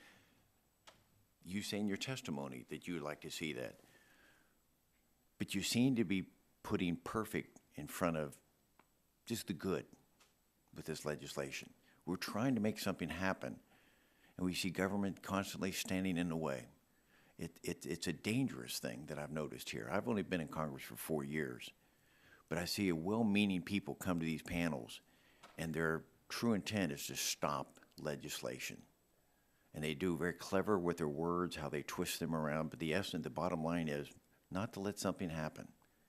And all the while, there are people in West Virginia and Illinois and Indiana and Iowa, they're looking for jobs. They need manufacturing to come back to America. And people like you stand in the way because you want perfect to be the enemy of good. And so I'm asking, what would you do to expedite these permits so that there's no reason? You and I both know it. I'm an engineer. I've designed a lot of manufacturing plants. I've seen the delays on that. Why should they take over a year to get a pre-construction permit? Mr. McKinley, if I may, you've chosen to spend a lot of your time talking about me, and I do care. I am here giving my time as a citizen and a Would witness. you just please answer the question? Because that's the way you come across to me. we That's my have impression. a So public tell me, how are policy you gonna disagreement that how are there's we no gonna need get to this make thing? Are personal. people working across America again? That's my question. Just how are you going to help us do it? I How are you think gonna get I've people back answered to the work? question that I'm willing to answer for you, Mr. McKinley, after your remarks. Thank you. Well, apparently you don't choose to help us out, because we're trying to find a solution, and you seem to be putting up roadblocks. I am here to help, Mr. I'm McKinley. sorry that Mr. O'Meara, would you find ways that you might be able to find that you could help us expedite some of these and find some solutions? Yeah, I think the we've done a lot of work with value stream mapping, figuring out where the dead spots were in the timing of the permits. We issue our permits about 4 months, 4 to 6 months on average in Delaware, which is significantly less than the year minimum that's required in the law. We have better communication, more transparency. We fund our programs probably a little better than some other states, and we have a lot more collaboration with industry. And so, I think those are all things. And the other thing that we've worked on, a lot of the plants are looking for access to natural gas, and they can't figure out a way always to get access, because a lot of times they have to bear the entire burden of the cost of getting the gas pipeline to their facility. We've actually helped with the cost of that in many cases to make the economics better for some of these manufacturing plants. But we have a range of things in Delaware we'd love to share with. I know Randy pretty well in West Virginia, my counterpart. They're doing some good things in West Virginia on the permitting side too. But there's a lot of these conversations going on among state regulators, and there are things that we can do to move things a lot faster. In the just time, my concern here, again, as you heard from my opening remarks, there are a lot of people unemployed that are struggling out there, and I want to find ways that we can show more caring and compassion to help them out. How can we move that along? We have the resources. It's a matter of prioritizing the time within the EPA or wherever it is to make those things happen. And when you with your 2-year-old child and someone else with a 2 or 4 or 6-year-old child, they just want a job. Exactly. And when they hear someone holding up a permit because of a technicality, I find that offensive, and it's not good for the welfare of this country. So I yield back the balance of my time. Thank you. Gentleman yields back. This time recognize the gentleman from California, Mr. McNerney, for 5 minutes. Thank you, Mr. Chairman. I think the witnesses for their testimony is a good spectrum of opinions that came across this morning. I do want to say that I disagree with some of my colleagues' statements that the EPA's total purpose is to prevent projects from going in, or that's not realistic. That's fairly biased. So we'll move on from that. But when you hear, from our point of view, when you hear testimony, you hear very contradictory ideas regarding uncertainty. Does this proposed bill, increase uncertainty, or does it increase certainty? Does it increase state agency burdens, or does it decrease state agency burdens? Does it improve air quality? Does it decrease air quality? Those are the things I'd like to understand about this bill. So I know that these have come up already in some of the questions, but I'd like to start with increasing of the certainty or decreasing of the certainty that this bill would provide. And I'd like to start with Ms. Kerrigan. Would you give an opinion about whether this would increase or decrease uncertainty in the permitting process for manufacturers? Sure, I think it would increase and improve certainty. The transparency aspect, of the legislation in terms of the posting of the information about the permits, the percentage of the permits, the timing of the permits, public measurement of that, those type of things tends to improve performance. How about legal challenges? Would that would legal challenges be enhanced or diminished? I'm not quite sure. That assumes that the EPA, as I read this law, is not doing its job, or wouldn't do its job under this legislation, that it wouldn't be doing the concurrent guidance and the rules along with enacts. So, if they didn't do what they were supposed to do, then this stuff, some of the unintended consequences, the legal challenges and things like that may occur. Mr. Welke? Well, as I've testified, I believe the bill probably unintentionally creates greater legal uncertainty and vulnerabilities for both the facility that's receiving the amnesty under Section 3B, as well as other local businesses that, as Mr. O'Mara has testified, are now going to be facing greater and more costlier obligations to retrofit and to make up for that shortfall. I don't think you meant this use of the term uncertainty, but I think the bill does create the certainty that unhealthy emission levels will increase in the area, and the certainty that local communities will be subjected to unhealthy air pollution. It's just an inescapable result of the amnesty. Which would increase legal problems for the manufacturers. Well, I suspect that there may be some unhappy citizens and groups in those communities that do not wish unhealthy air pollution levels to increase, and the bill creates, legal uncertainties and vulnerabilities for such lawsuits, not only created by the bill, but in the background law that allows citizens to hold government accountable when they don't uphold the law. Well, thank you. Mr. O'Mara, would promoting new Manufacturing Act place a large burden on states, or would it reduce the burden on states? It increases the burden. It increases it in two major ways. One is that the regulatory uncertainty of having to permit facilities under an old standard, knowing that you're going to need to ask other facilities, existing facilities, to make up for their shortfall to meet your state goals is a challenge.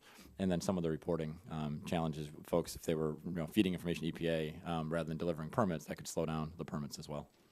Does anyone on the panel believe that the bill would improve air quality?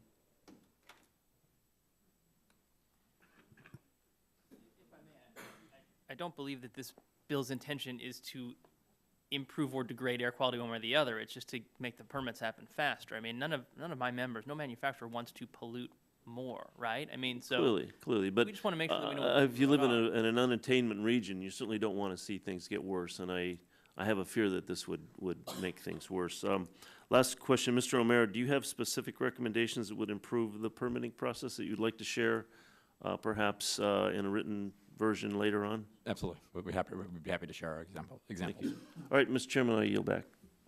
Gentleman yields back. This time recognize the gentleman from Texas, Mr. Olson, for 5 minutes. I thank the chair and welcome all the witnesses. The people back home in Texas 22 want clean air and clean water, and they know that we've made great strides in improving our environment. Of course, these protections have come at a cost.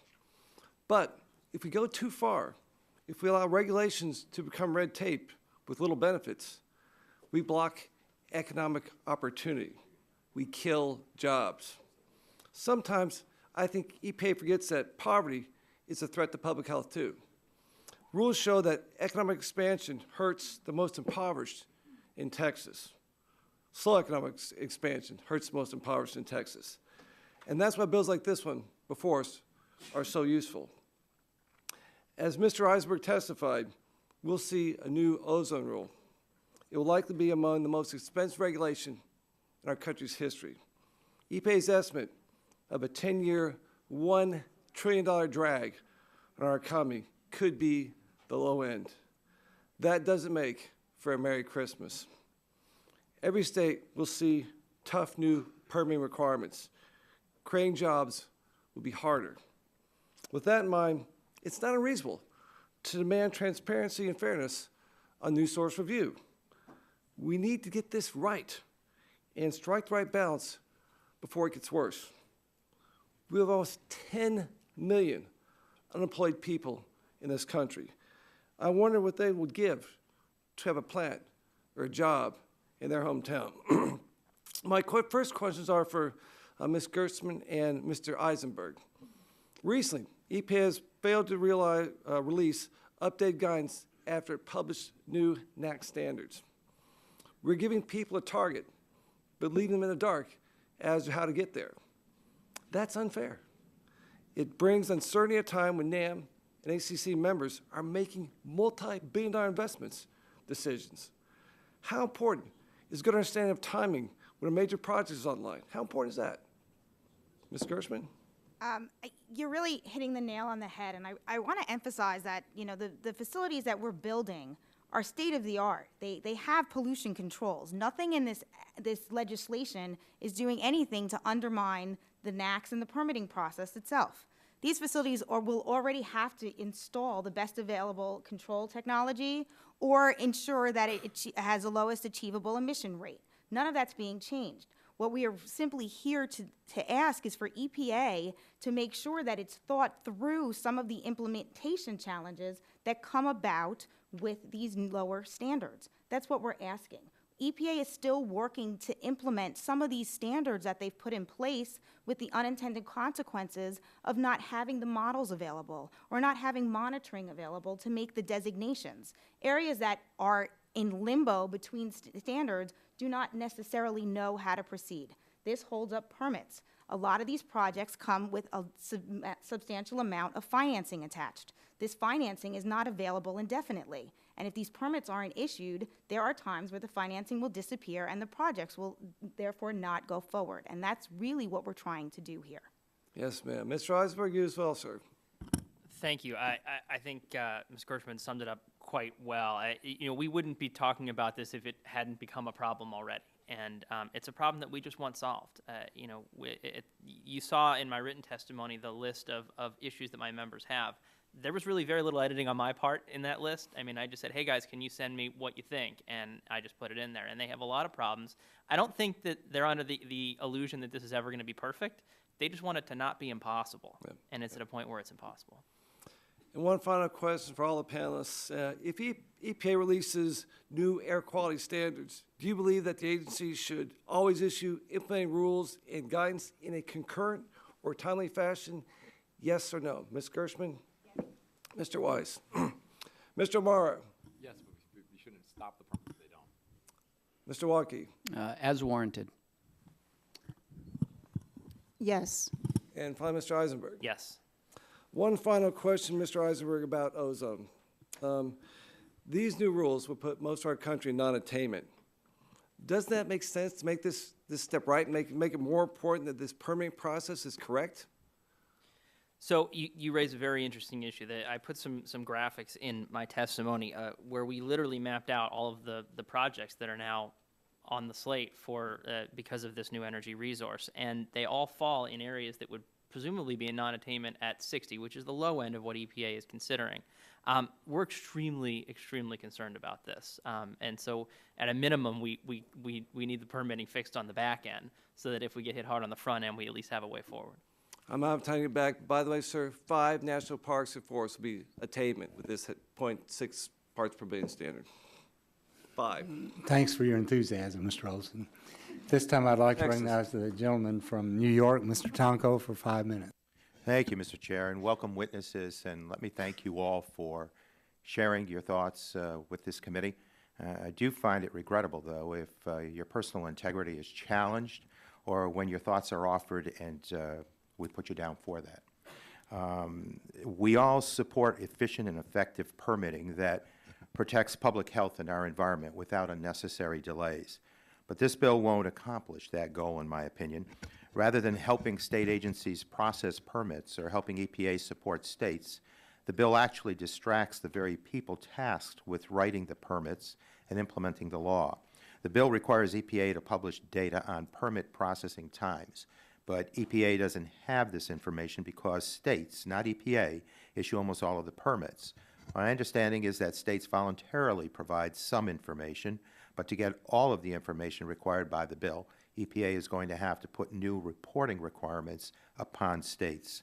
Secretary O'Mara, do you think EPA publishing data on permitting times will help Delaware issue pre-construction permits more quickly? No, because I think at the end of the day, having the local government, the local entity, whether it's a local air quality management district or a state, in our case, having that information delivered at the local level so it's more transparent is actually a better use of time. So there's more accountability locally than at the national level. Thank you. And would it be a distraction for your permitting staff if they have to collect information for EPA? Yeah, well, every minute they're spending on that is a minute they're not issuing a permit. Thank you. The bill also requires EPA to report to Congress every year about the agency's efforts to expedite pre-construction permitting. Again, since states are the primary permit writers, it is unclear how EPA will be able to explain or commit to resolve any permitting delays. Secretary O'Mara, would this report to Congress help Delaware expedite its pre-construction permitting? No. Well, the core of this bill requires EPA to issue guidance and rules concurrently with any new or revised air quality standard. Putting aside whether or not this is a workable or useful requirement, one thing is clear. It would require EPA to do still more work on a shorter timeline. Mr. Walk, what do you think? Do you think this bill's reporting requirements will make it easier or harder for EPA to issue guidance and rules more quickly? I think it will make it harder. And this committee wants EPA to do more information collection and publication, more actions to expedite state permits, and more reports to Congress, more and faster rules and guidance for every revised air quality standard. Common sense dictates that this would require more people and more resources, but the bill fails to provide the agency with any new funding. In fact, my Republican colleagues have voted time and time again to slash the EPA's budget. Mr. Walk, how have budgeted cuts affected EPA's ability to implement clean air programs? We have actual evidence that EPA itself has told federal courts and has certainly told stakeholders that they lack the necessary budget resources today to fully carry out the law. And my written testimony has just an example of that occurred in a court case, I think, about 2 weeks ago. Unfortunately, EPA is not here today to tell us how this bill would affect the agency's ability to issue timely guidance and rules while satisfying this bill's reporting requirements. I hope we will have a chance to hear from EPA before marking up this bill. Secretary O'Mara, I'll ask you this as the lone government official on this panel. Would you rather have EPA focus its limited resources on implementing air quality standards and providing technical assistance to states, or on collecting data and reporting to Congress? We will take any help we can get to have them help us issue permits more quickly. And thank you. If my Republican colleagues are actually interested in making permitting faster and more efficient, then they should start by ensuring that EPA and state agencies have the resources they need to implement the law. And with that, Mr. Chair, I yield back. Gentleman yields back at this time. I'd like to recognize the gentleman from Mr. Louisiana, Mr. Cassidy. Actually, he's not Mr. Louisiana, he's Mr. Cassidy from Louisiana, for 5 minutes. I was all set to call on Mr. Griffith, and then you okay. Mr. Griffith, you're all right. Next, 5 minutes. Thank you, Mr. Chairman. I appreciate that. Mr. Eisenberg, you were asked earlier if you thought that this bill improved air quality, and you said you weren't sure that that was the purpose of the bill, but I would submit to you that it may be part of the purpose of the bill. It may not have been the primary purpose of the bill. And here's the reasoning. I think Mr. Scalise hit on it earlier, that I think that this does actually work to improve air quality. You indicated in your prior testimony that while nobody wanted to be named, that you had members of your organization who had not opened up facilities or had stopped working on a project because of the length of time and the fact that they weren't certain what was going to happen with the permitting process through the EPA because of the length of time and the uncertainties caused by the current system. And what we know is, according to a NASA study, it takes 10 days for the air to get from the middle of the Gobi Desert to the eastern shore of Virginia. And when you're talking about air, we all share the same air.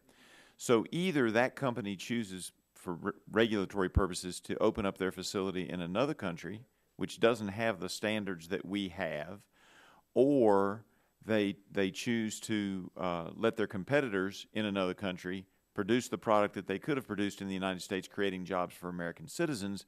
And at the same time, those countries don't have the regulations that we have in existence in our country, and the delay in the regulatory process thus means that that product, whether it's a styrofoam cup or some big piece of equipment, is going to be made in some other country as opposed to being made in the United States. Thus, we have damaged the air of the world, particularly the air in the Northern Hemisphere, if it goes into the Northern Hemisphere, which then directly impacts the air quality in the United States.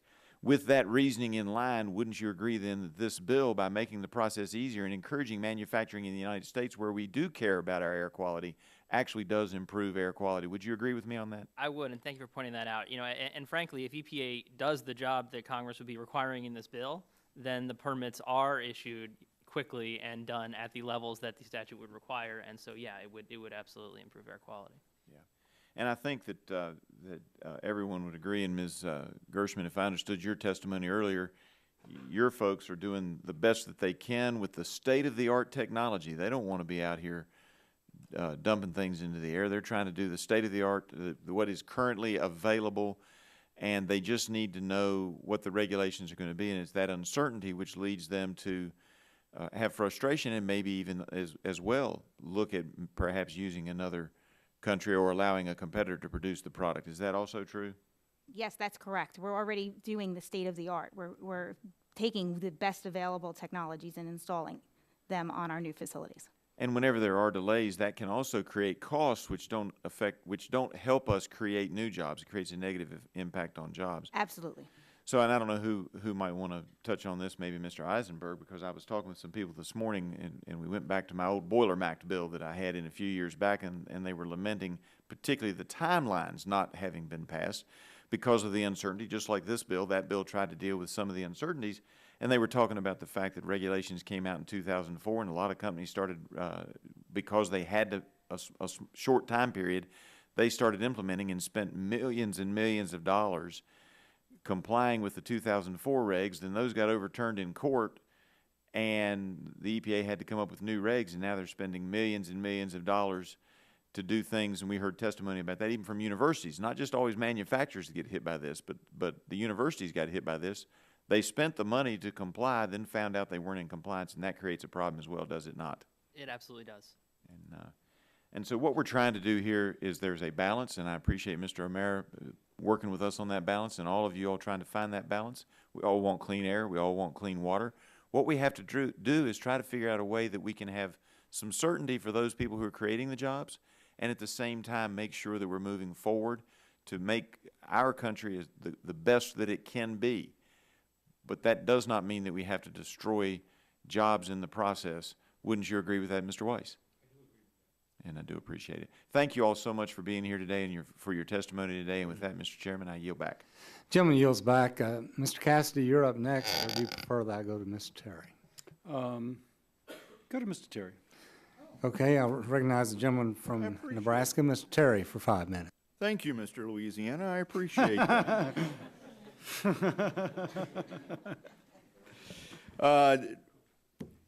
A little bit of a mild rant here first, just to kind of set the stage why I do think we need to be more specific in timelines. Just some of my personal experiences with people in my district. For example, a family-owned business called Magnolia Steel employs about 50 people out just a few miles outside of Omaha, but the family lives in my district. They wanted to expand. They were adding about 20 people, but they had to extend the building and have, since they pour molten steel into parts that are being used in machinery. It took them 2 years and $2 million. The addition to the building was a $1 million project. So they actually spent more in compliance costs than they did for the actual structure. So I hear stories about that and the fact that it took 2 years. And I think that's a broken process, especially on a small. We're not talking a Toyota facility. We're talking about a metal shed, basically. And then another Omaha business that has another one in Ohio, it's a metal fabrication business, spent a similar amount of time working with the feds, the EPA again on this one, took a long time. And it goes to the issue of then once they got all of the EPA and federal permitting and spent all the money for that, the state of Ohio, this plant happened to be in Ohio. They have one in Omaha as well. And the state came in and said, yeah, but our rules are different, and you have to do things differently. So now we have this conflict between state and federal. And both of those owners told me that of their extreme frustration. And that's the basis of here, of trying to figure out a way to streamline this, to reduce the cost of permitting. Because the guy from that makes the steel parts, the first one I talked about, literally said, I was on the verge of just shutting everything down and just moving the plant to Mexico. That doesn't benefit anybody. So I think it is in everyone's best interests that we figure out a better way to streamline this. And then there's just a couple of, when we talk about, Mr. Walk, some of us are very skeptical about the EPA. And I had a personal issue, and they had a new copper level for the state of Nebraska that was actually proposed to be lower than the natural copper levels in our water. And when I asked them directly, where's the science behind it, they said, well, we're just making assumptions due to our modeling, but I'll get you that. Meaning they didn't have it, and then lo and behold, about a year later, they came up with a study that said they were right. I love it when they make the numbers first and then back it up with the science later. It leaves me a little skeptical. And then we can get into the modeling on health and the fact that they say they're going to have, if this coal-fired plant reduces mercury emissions, but yet there hasn't been one incidence of high blood level of mercury in the citizens that were around that plant for 30 years. So sometimes we have to question, and that is our role. So with that, one of the things that I hear from, and I'm going to ask Mr. Weiss this, or Weiss, because no one has asked you a question since I've been here. I was hoping just to stay here. Very little. You seemed lonely over there. So part of this is that time period that we've discussed where there's maybe a change in the air quality standard. That's changed. They adapt to the new technology or try to, but the guidance from the EPA seems to be non-existent or slow. And I think that's probably the issue what Magnolia Steel was caught up in, and why it took 2 years is to get the guidance on how they actually comply. Do you see that as part of the problem here, is the guidance aspect of it, and is there what's the best way to reduce that? I do. From a permitting engineer's viewpoint, which is what I do for a living, what I'd like to know is, what do you want me to do to make the demonstration? And right now, in a lot of cases, that guidance doesn't exist, and I used the fine particle standard as an example. I actually don't know how to make the demonstration that EPA wants often, and I issue more permits or do a lot more permitting work than a lot of people, and I don't know how to do it. And that causes delays on 2 levels. One, it causes delays prior to even filing the application, because we have to go meet with permitting authorities and try and understand what they want. And not all state agencies are as good as Delaware. They don't really know what they need, and that's a big issue, because you go meet and say, how do you want to do this? We don't know. Even when the states issue the permits, they follow EPA guidance. So the states need EPA guidance as much as the regulated community, and it doesn't exist. And I'm sure that's caused delays, because I have projects that I'm working on or that has caused delays prior to filing the application. We then file an application, and the comment is, well, that analysis is not good enough. Well, what's good enough? Well, we don't know. We'll know when we see it. Okay, that's a problem. Okay, and that is a real problem in the process. So the rule, the way I read the act, is let's get the guidance out. What do you want us to do? And let's not weaken air quality standards. Let's get the guidance out so the permitting community knows what we need to get done. And that would improve the process. Gentleman's time has expired. At this time, I recognize Mr. Cassidy from Louisiana for 5 minutes. Thank you, Chairman Whitfield. Ladies and gentlemen, I apologize. I've been running up and down. So if I'm asking you redundant questions, it's just because I've been running up and down. And just to give a context, the context we all know, clearly we have a problem with job growth for working class, middle class America.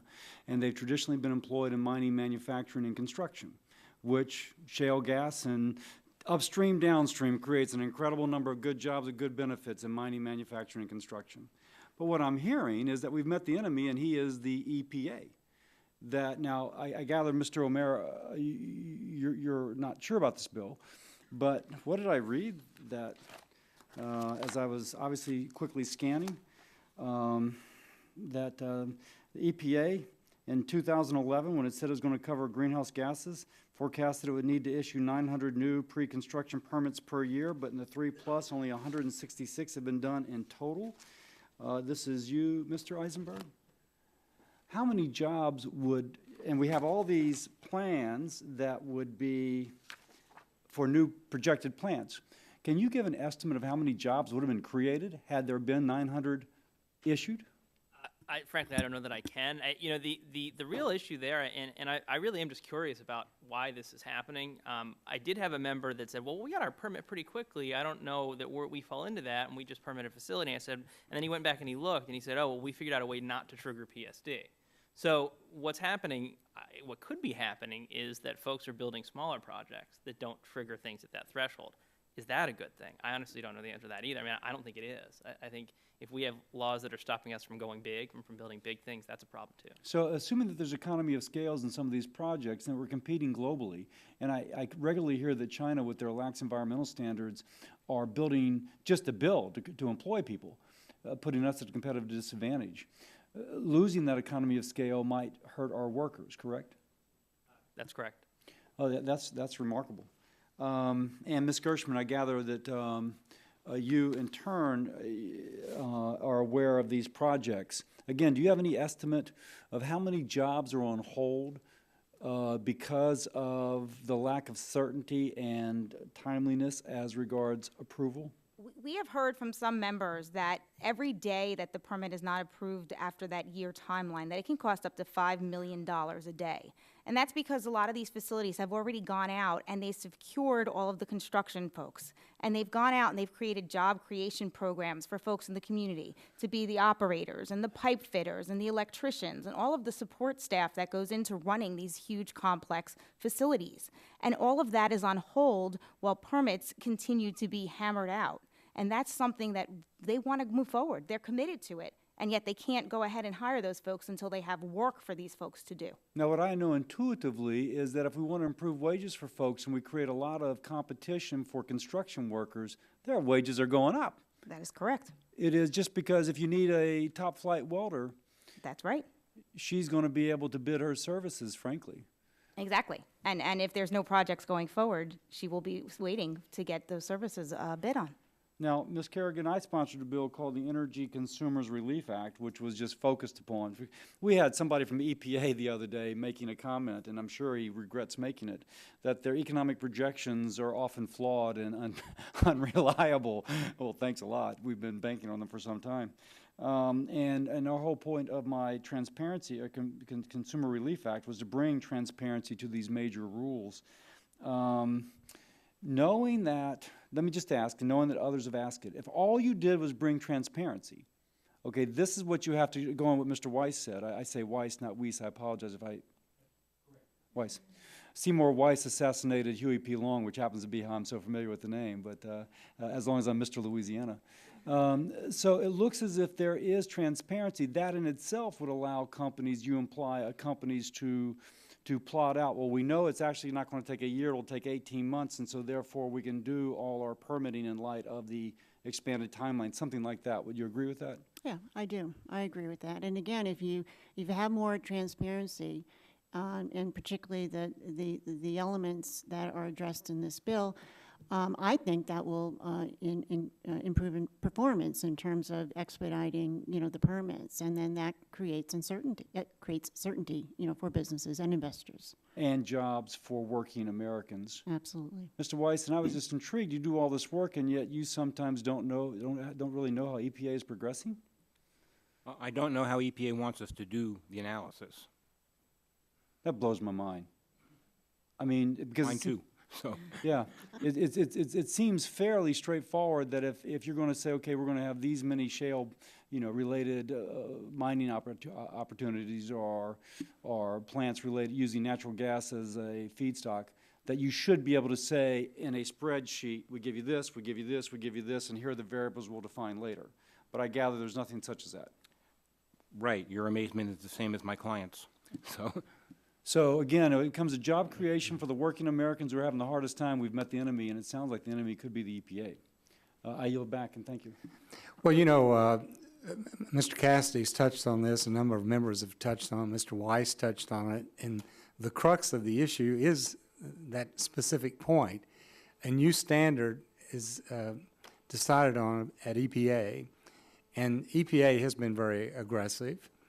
And then the guidance does not come out for some time later, sometimes years later. And so you're sitting there wondering about the modeling, wondering about the emissions. The guidance document is extremely technical, and so no one has the guidance that they need. And that's the crux of the issue.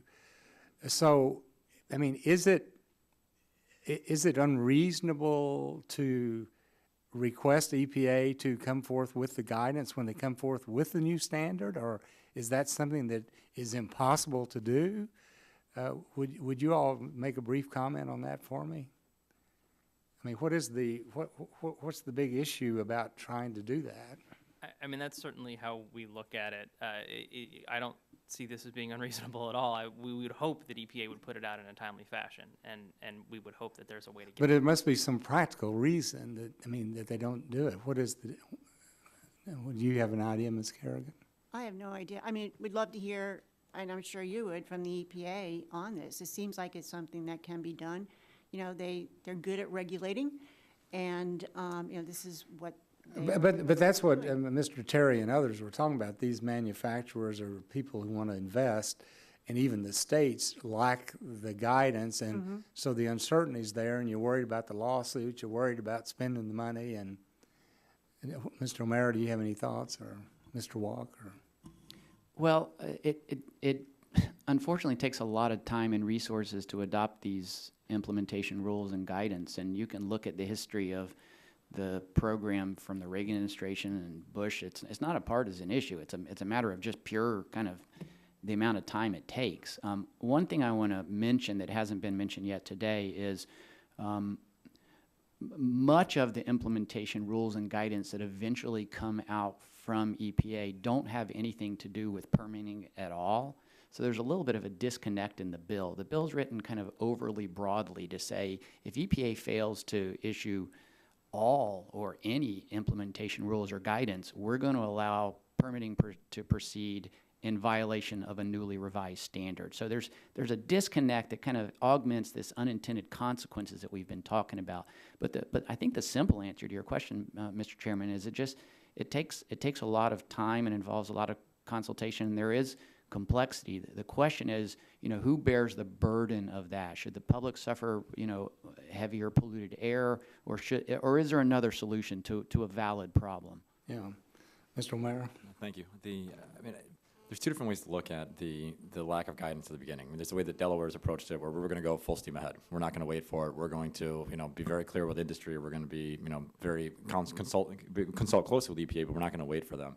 There are other places that will ask for guidance all the time and kind of have this paralysis where they won't issue permits until the guidance is issued. And I think you've heard some of those nightmare stories.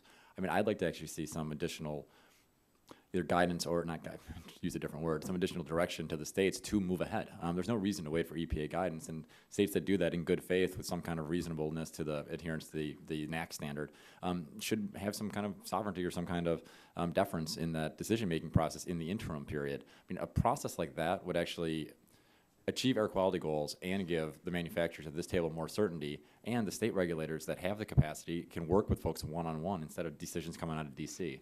Yeah. And so maybe that's some area of potential commonality, because what we don't want is you don't want states to feel paralyzed where they don't feel like they can go with a permit, and also having these other adverse impacts. Right. Mr. Weiss, you have any comment? Thank you. The process of adopting a national ambient air quality standard is also a long and consultative and time-consuming process. And I really don't understand why the guidance can't be worked on simultaneously during that process. They know the standard's coming. In the case of fine particles, they knew that precursor emissions were going to be a big issue in the fine particle standard. And really, we should have a way of analyzing precursor emissions because they're a major contributor. And that all could have been worked on during the adoption of the ambient air quality standard. And one shouldn't forget that. Ms. Gershman, you have a comment? Yeah, I agree with Mr. Weiss. I think really what we're trying to get at here is to require EPA to give a little more thought through the entire NAC setting process as to what happens after that NAC's number is put out there. Okay. And that's really, we're just looking for some certainty as to what happens at that point. Well, thank you. Mr. Rush, you probably recognize. Mr. Chairman, I really, the question I have is not to the panelists, it's to you. Are you going to allow EPA to come before this subcommittee prior to a markup? I think that is very important that the EPA has be allowed to respond to some of the issues raised by members of this subcommittee and some of the panelists. And so on the question of unreasonableness, is my opinion that, and the question is whether or not it's unreasonable to allow the EPA to come before this subcommittee tomorrow, Thursday, next week, before we proceed to marking up this bill. The EPA needs to have an opportunity to respond. So is it your intention to allow the EPA an opportunity to come to testify before this subcommittee on this matter? I don't know if we're going to have another hearing for EPA or not, but we are in discussions with EPA. They've indicated that they're willing to work with you, technical assistance.